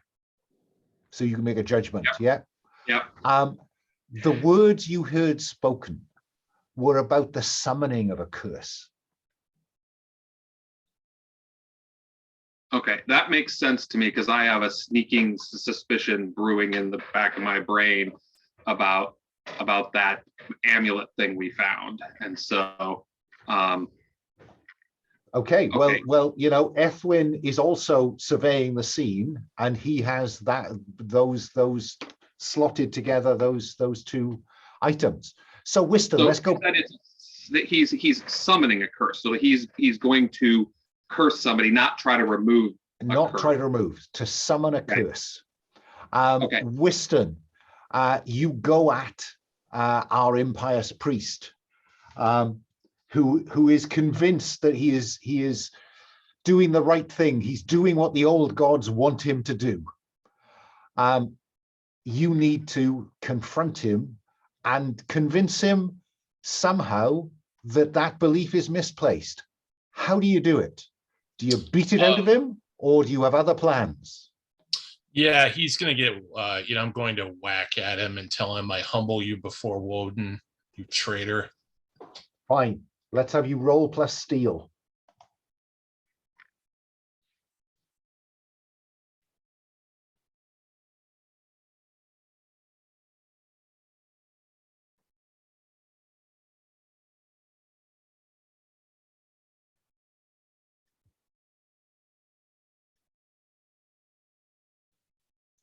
That looks like a 5 to me. That is a 5, yep. And I don't think all the invoking of being a commoner in the world is going to improve that enough. No one else has come close to the priest, so I don't think I can ask anyone else if they can help. So on a miss, you take harm as established. He will attack you with the knife he has. He will do 1 harm on you. Okay, I'm in dying again. Is there any way that I know normally help is like being right in it there, but is there any way when Geldhere sees what's happening that I could like stop this, do something to distract him a little bit to help him? I think that narratively you could have done, okay, if you weren't paying particular attention and thinking about that ritual. So I think you and better. I'm not very good at helping anyway. So well, exactly. So Wystan, is me going for the air distraction because he's in love with her or in lust with her or whatever? I mean, you could.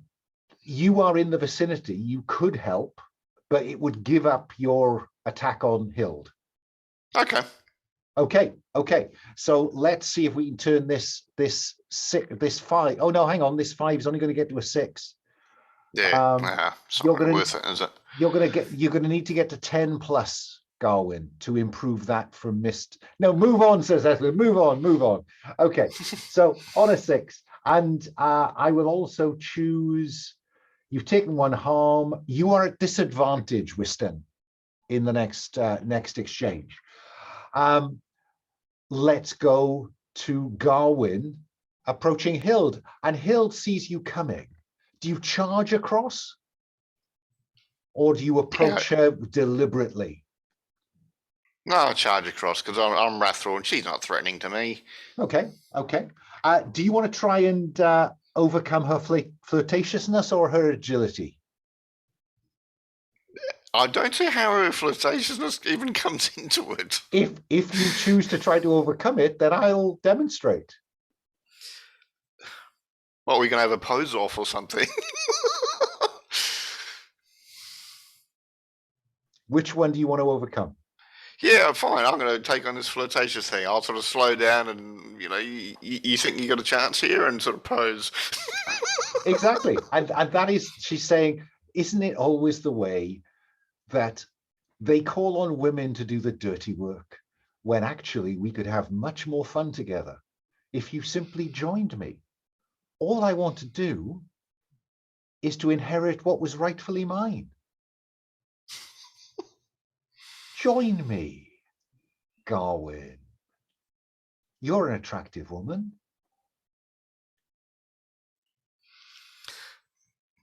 Let's have you confront them to see how this resolves, shall we?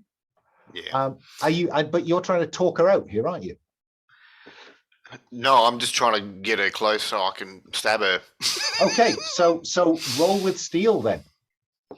Okay, -1 doesn't humble them with steel. No, it's just -1. Okay, damn it. But you've got +1 because you're wrathful, remember? Oh, okay. So it's flat. Yeah, it's flat 8. 8. On an 8, she is convinced that you are not interested in her, and that the flirtation is going to go no further. But she will.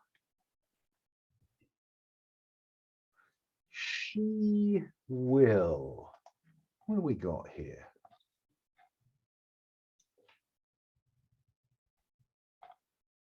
No, she will put you at disadvantage because she is a very attractive, apparently harmless young woman, and you want to kill her.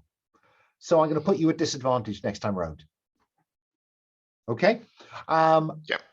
Ethwin, you've had a look round, you've judged what's going on, you've seen Wystan and Garwyn. What are you going to do? Yeah, Wystan can't be in there by himself. That's unfair on the poor man. So charge in, and the power of God compels you, you evil person, die. That sounds like you're using soul to confront them. No, I am. When I say die, I actually will physically hit. Oh, I him. see. That was just dressing for stab him before I stab him. You can't stab somebody just. That's ungentlemanly. Okay. So yeah, I mean, and God has told me that this man is evil. He says old gods, but God has told me it's Satan he worships. Fine. So with advantage, I will strike him. Do that. Roll plus steel.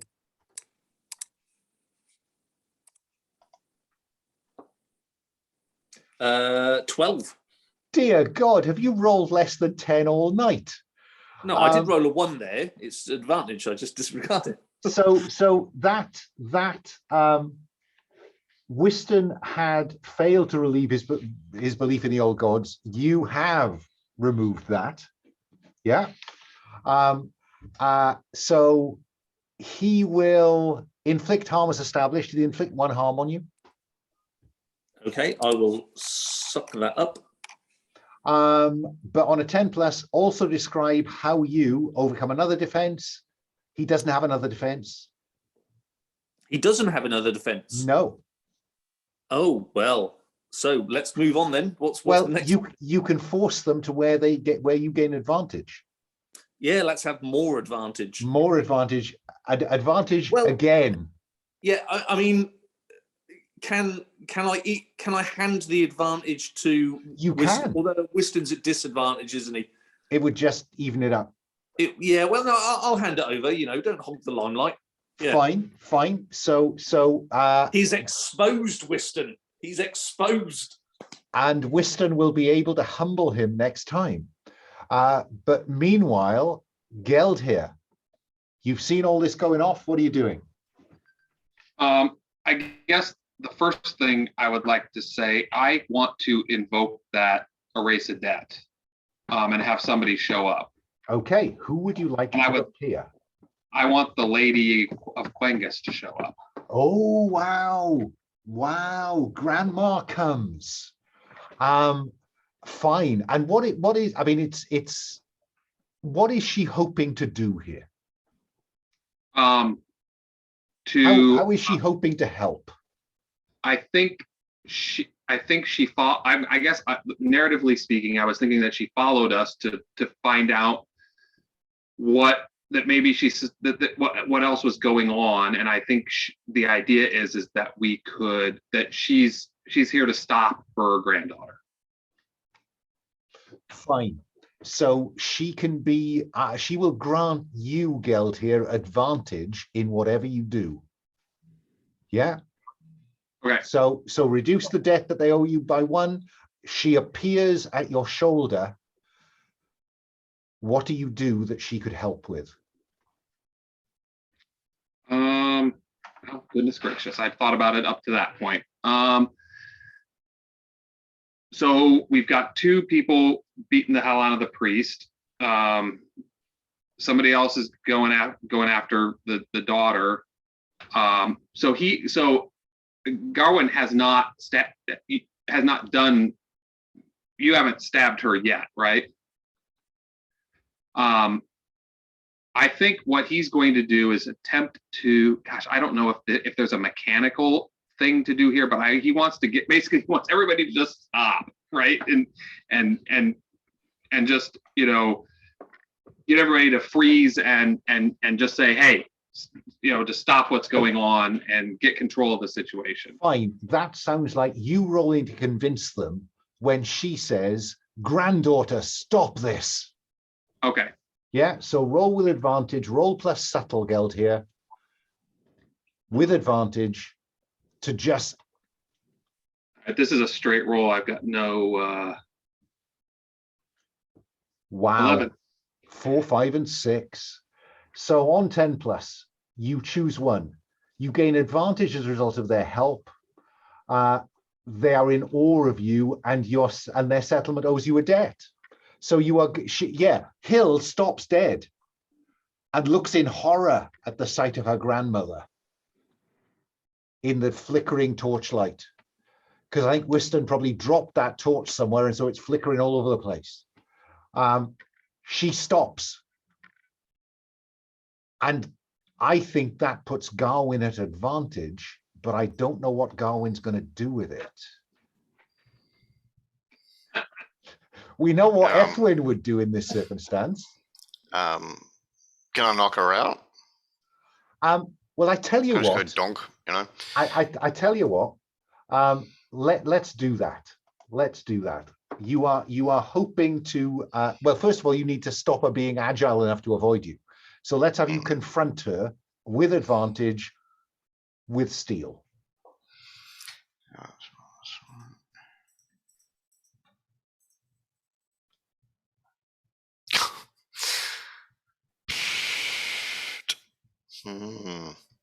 Is that a 6 I see before me on 3 dice? Yes. I'm struggling to see how that can change unless you've got a cunning plan. I don't know. Maybe it's not so much a failure to hit as I slip and fall, or. So on a miss, you take harm as established. She has a sword. She was going to strike off Badder's head with this sword. So you're going to take 1 point of harm, Mm-hmm. and I get to choose something from the 7+ list. I think she puts you at disadvantage again. No, she's going to inflict some more harm. Yeah, she's going to do another point of harm. How does that? Oh, that'll mess with you. So is that wounded or dying? Am I going? So you work your way down. The first one is the dying, and then you go up to wounded again. Yeah. Okay. Goody. That did distract her Geldhere, but sadly Garwyn dropped the ball on the advantage. Wystan, the priest is at your mercy, or you are in a position to humble the priest. How do you go about humbling him? So I can decide which attribute you're rolling with. Yeah, I think I'll just bellow at him. Humble yourself before Woden. Fine. That sounds like subtle or soul. Take your pick. Okay, subtle. Fine. That is the power of tongue. So roll 2d6 plus subtle.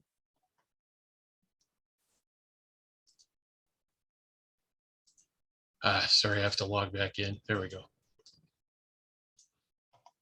Okay. That's a 2 and a 6.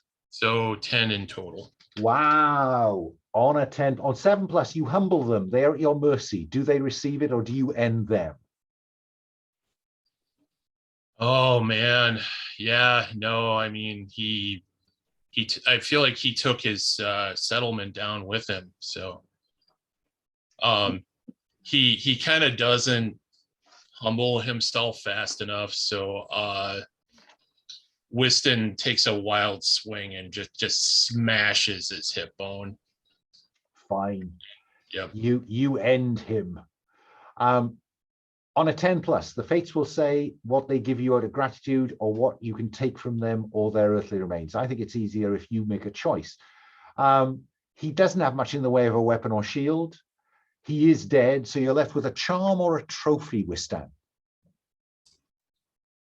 I think maybe he has some sort of charm to the old gods that I can melt down later. Okay, make a note that you have a charm of the old gods. But he is dead and gone, with you and Ethwin standing over him. Garwyn, you dropped the ball. Ethwin, Wystan humbled the priest. What do you do? I'm very pleased that Wystan humbled the priest. I shall wrap the silver interlocking moon and sun round the front of my spear, and then I will jab it into her at vast speed. Let's have you do that then. Roll with steel. With advantage. With advantage because of the charm. 12. Dear God. Okay, so that certainly removes agility. Yep. Do you want to force them to where you have advantage? I think, yeah, advantage for humbling's purpose. Fine, yeah. Fine. Geldhere, you and the Lady Wolfwyn are on the fringe of this. Ethwin has just, how did you overcome that agility that she's quite light on her feet? She's light on her feet, but the range of the spear, the Christ's spear that prodded Christ, the empowerment of it overcomes any old god tomfoolery. And she's nursing the wound that God's spear has inflicted on her. Geldhere, what do you think you and the lady do? Well, this is not going as I was hoping. As he was hoping it would, because he was trying to de-escalate. So here's what Geldhere thinks. I'm going to tell you what and this is why I'm doing this. She's trying to gain the curse for herself, because we already learned that the curse goes down through the the male side of the family, so she doesn't have the curse. And all he can imagine is she's trying to gain the curse of the werebear, for whatever her own reason of that is. He believes that the pendant is what prevents people from being cursed or things like that. That's at least what that's what Geldhere believes. So he is trying to prevent us from killing the granddaughter because he does not believe it's necessary. We've already killed the monster. So okay. So this sounds like Geldhere wants to step into the gap and humble her. Yes. But maybe grant her mercy.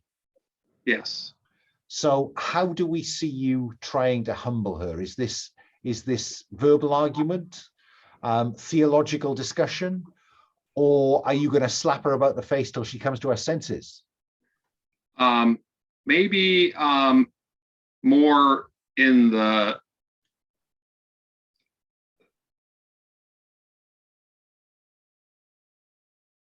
I think he'll slap her about the face until she comes to her senses. I don't think. That's why I think he's gonna, and maybe a little bit of both around the art, telling her how foolish she's being and whatnot. I'm assuming that Ethwin's advantage is sitting there waiting to be picked up. So let's have you, Geldhere, roll with it. Whoa! No! This is a rob of my agency here. No, I'm not handing that over. In fact, I may even hinder. Nah, this ain't on. Okay. We're monster hunters, Ethwin. We're not like a press gang of killers. I think we're here. I think we've already established the. Geldhere is interested in restoring the peace to this settlement. I guess that's what I'm looking for. She's gone over the evilometer. It's good enough for me. Okay, so can he have the advantage or can't he? No. Okay, so 2d6 plus right. soul, plus steel, please, Geldhere. All right, he's a minus on steel. Yeah. Oh my, it's all turned nasty again. She stabs him with the sword. Take 1 harm, please. And I will choose a second one from the list, which is to take more harm. Take 2 harm, Geldhere, she just resists this, and is at bay behind the altar. Yeah, I am. Geldhere is on death's door. So. Oh my, really that bad? Oh gosh, yeah, you are. Wow. Garwyn,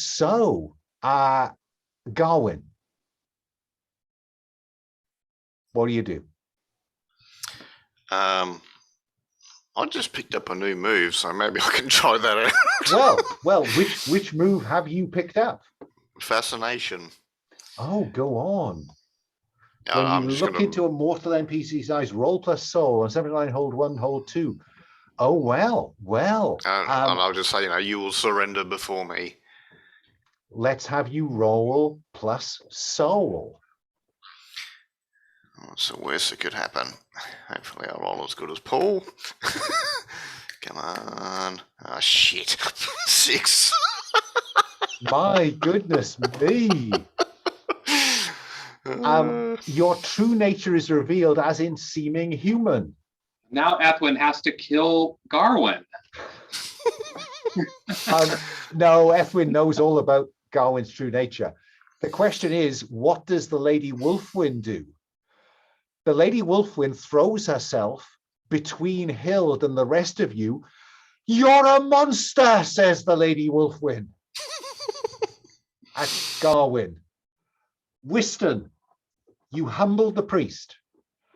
Suddenly Garwyn has revealed this thorny boar, the tusks that normally her seeming hides.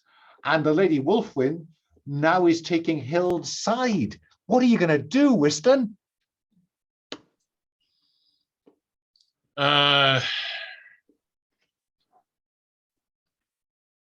Yeah, I feel like I kind of serve Ethwin, so Oh.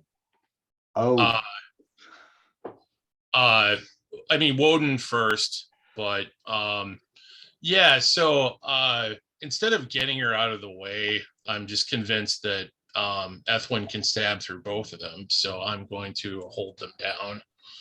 Okay, so it looks like you want to help Ethwin. Yep. Okay, so let's have Ethwin roll and see how, if and how your help is necessary. So Ethwin, you still have an advantage. Rolling 3d6 plus steel, starting with the Lady Wolfwin. Okay, here we go.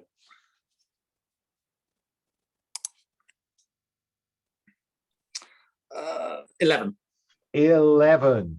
I have to tell you, the Lady Wolfwin has no defenses. So is it a straight humble or? Except she is now defending her blood. So you are going to have to overcome that one. So on a 10 plus, you will overcome that. She will give Hild an opportunity to flee by sacrificing herself. And I think I am going to let you humble her, because I think it's more dramatically appropriate at this point if you, in an attempt to spear through. He's done too well for your help to make any difference, Wystan. So you spear through Wolfwin. She crumples onto the ground, looking up at you and saying, I just wanted to save my granddaughter. Geldhere, it's all degenerated into a bloody mess. Hild is running into the darkness. What are you going to do, Geldhere?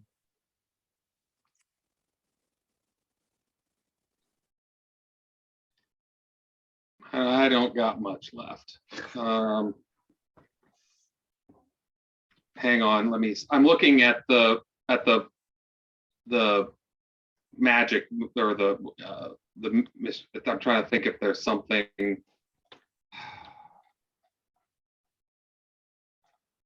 Unfortunately, you currently don't have any headroom in your debts. Yeah. So it would be more blood. Yep. Here's what I think he's going to do. I think so Geldhere is going to do use his gift. He, at this point, he feels like he's failed everything and is going to use just about his last gap to trap Ethwin from chasing after Hild. Oh, wow. Wow. Hold Ethwin and give Hild a chance to escape. Oh my goodness me. Basic move, invoke your gift. Mark wounded or dying. And or roll plus soul. No worries. I have been rolling nothing but boxcars and whatnot for a while now, so I'm sure it won't make. And then he rolls 2 6s. Ethwin is held in place. Garwyn or Wystan, do either of you pursue Hild?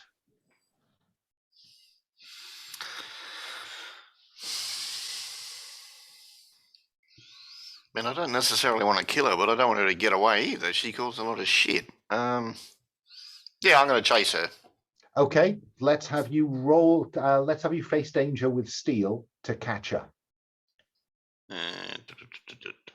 So it's not okay. Watch me screw this up. Bam, 5. Hild escapes. Hild escapes. And I think that's probably where our episode ends. Cut back to the settlement. No sign of Hild. Wolfwin is gone. Geldhere, are you going to return Wolfwin and her son's bodies? Yes, that would be his intention. Fine. Fine. you lay these before the hall. Hild has disappeared into the hills. We know not where she's gone. But I think that probably Eonad, the menacing war chief, has returned to the hall. Geldhere, what do you tell him about what happened?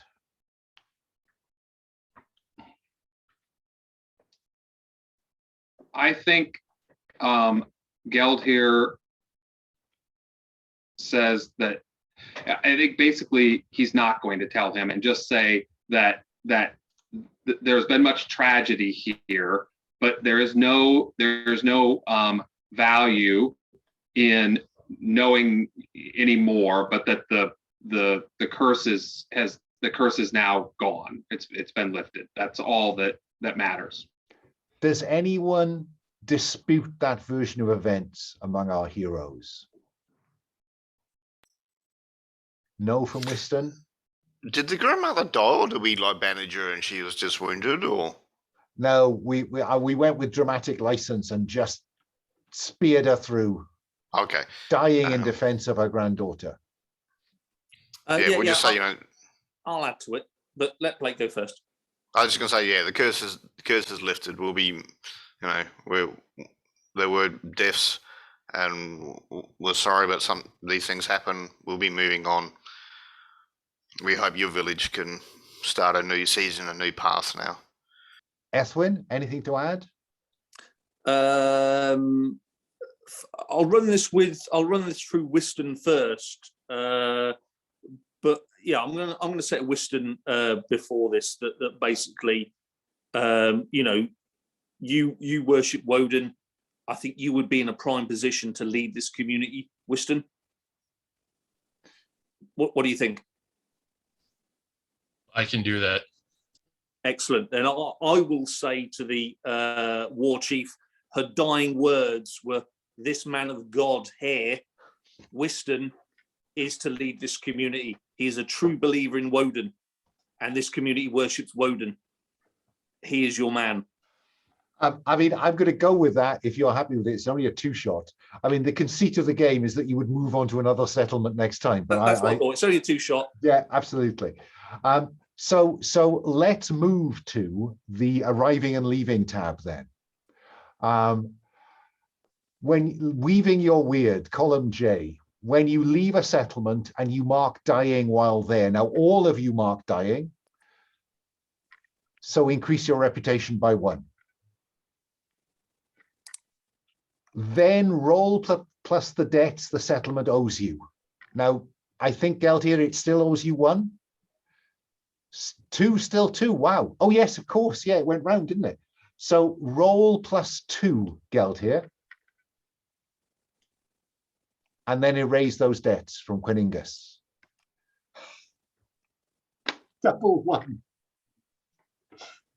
It's been an uncanny evening, Joe. I bet you're glad you played hooky today. They're basically like, yeah, don't let the door hit you on the way out, right? On 6-, reduce your reputation by 1. So the 1 you just increased it by, take it away. As word of your act spreads, but is either misunderstood, deliberately altered, or accurately reflects anything less than honorable you did. As the person who tried to do the right thing, that is not how the story is told, Geldhere, I fear. Okay, let's go to Garwyn next. Garwyn, I don't think the settlement owes you any debt, so roll flat.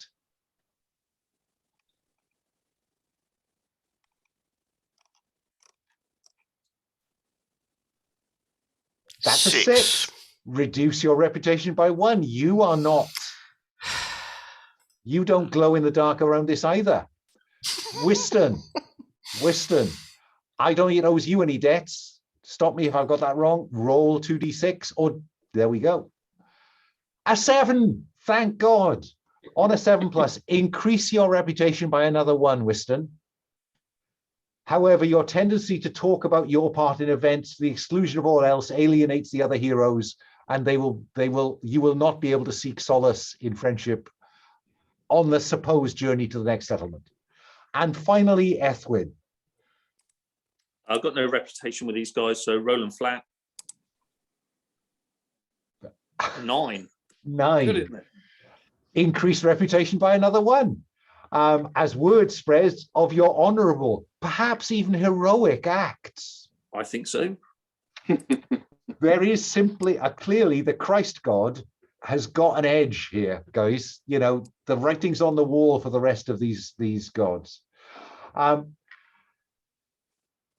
So the only thing that I think would be interesting to do is, can you see right over on the edge of that, there's your weird is woven. When a hero walks out of history and into legend, either simply describe the tale that will be told of you, or roll plus reputation. Don't worry about standing. That's a clumsy rule I need to change. So you can either roll or you can simply describe. I don't mind. Geldhere, do you want to describe or do you want to roll and use some of those prompts? Or you can use those prompts anyway.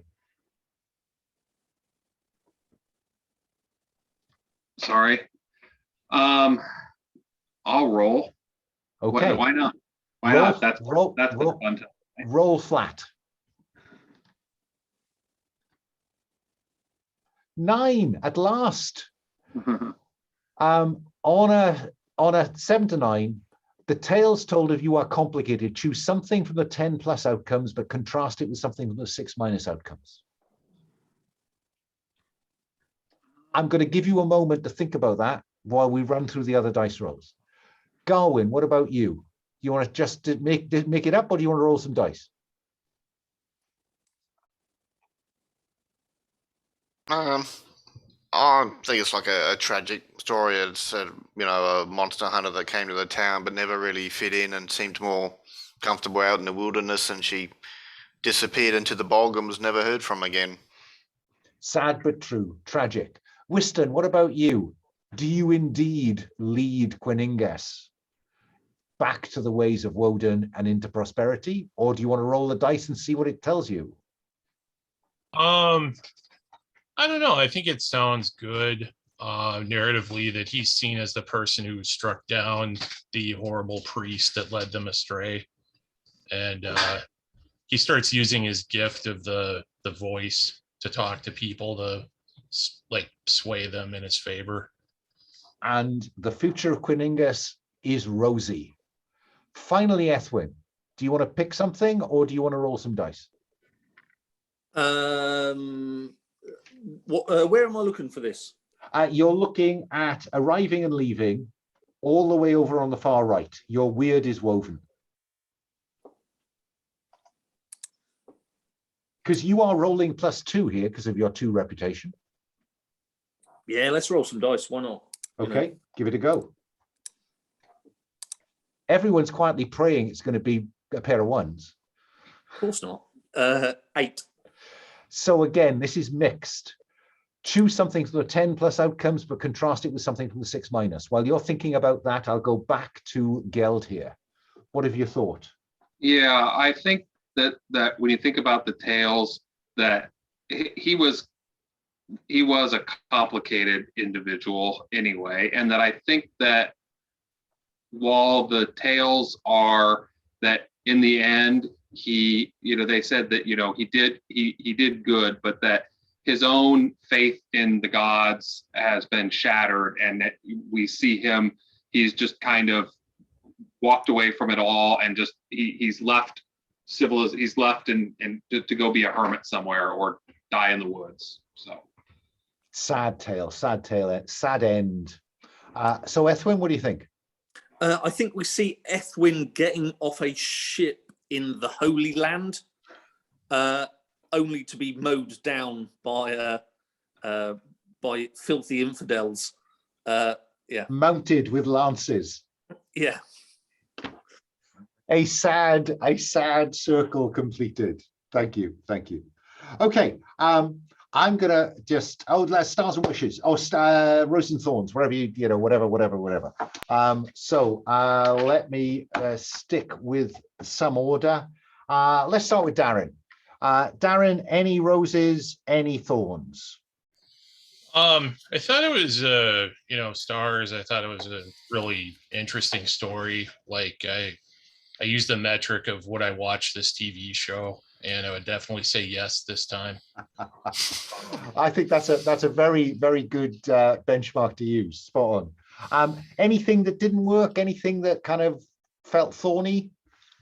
Not really. I enjoy the moves and everything. I really like the rule set. I think that the Tale of Heleth, the Bitter Charcoaler, was lost upon us. I know. If only, I did think about the Bitter Charcoaler, but I couldn't find a way to get him in.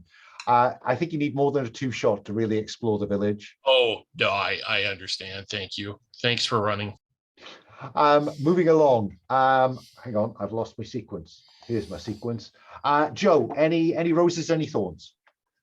No, I really enjoyed it. I enjoyed being able to everybody's characters and being able to have that sort of character tension stuff that goes on. A lot of times you get into games and people can't handle that, right? Like, I thought that was fun. I liked it, and hopefully it didn't piss anybody off. I was not certainly wasn't my intention, but I kind of thought from a narrative perspective that was pretty fun, all of these different, and I felt like it was, this sounds stupid to say this word when we just talked about the game we played, realistic, in the sense of you've got like 3 faiths in this time period all intermingled, right? And it would be super complicated, right? So I thought it was fun and everything. I don't have any real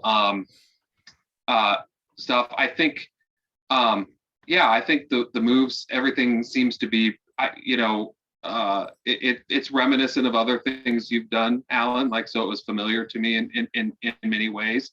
I think I'm good. I don't have anything specific to... Thank you. Paul, any roses, any thorns?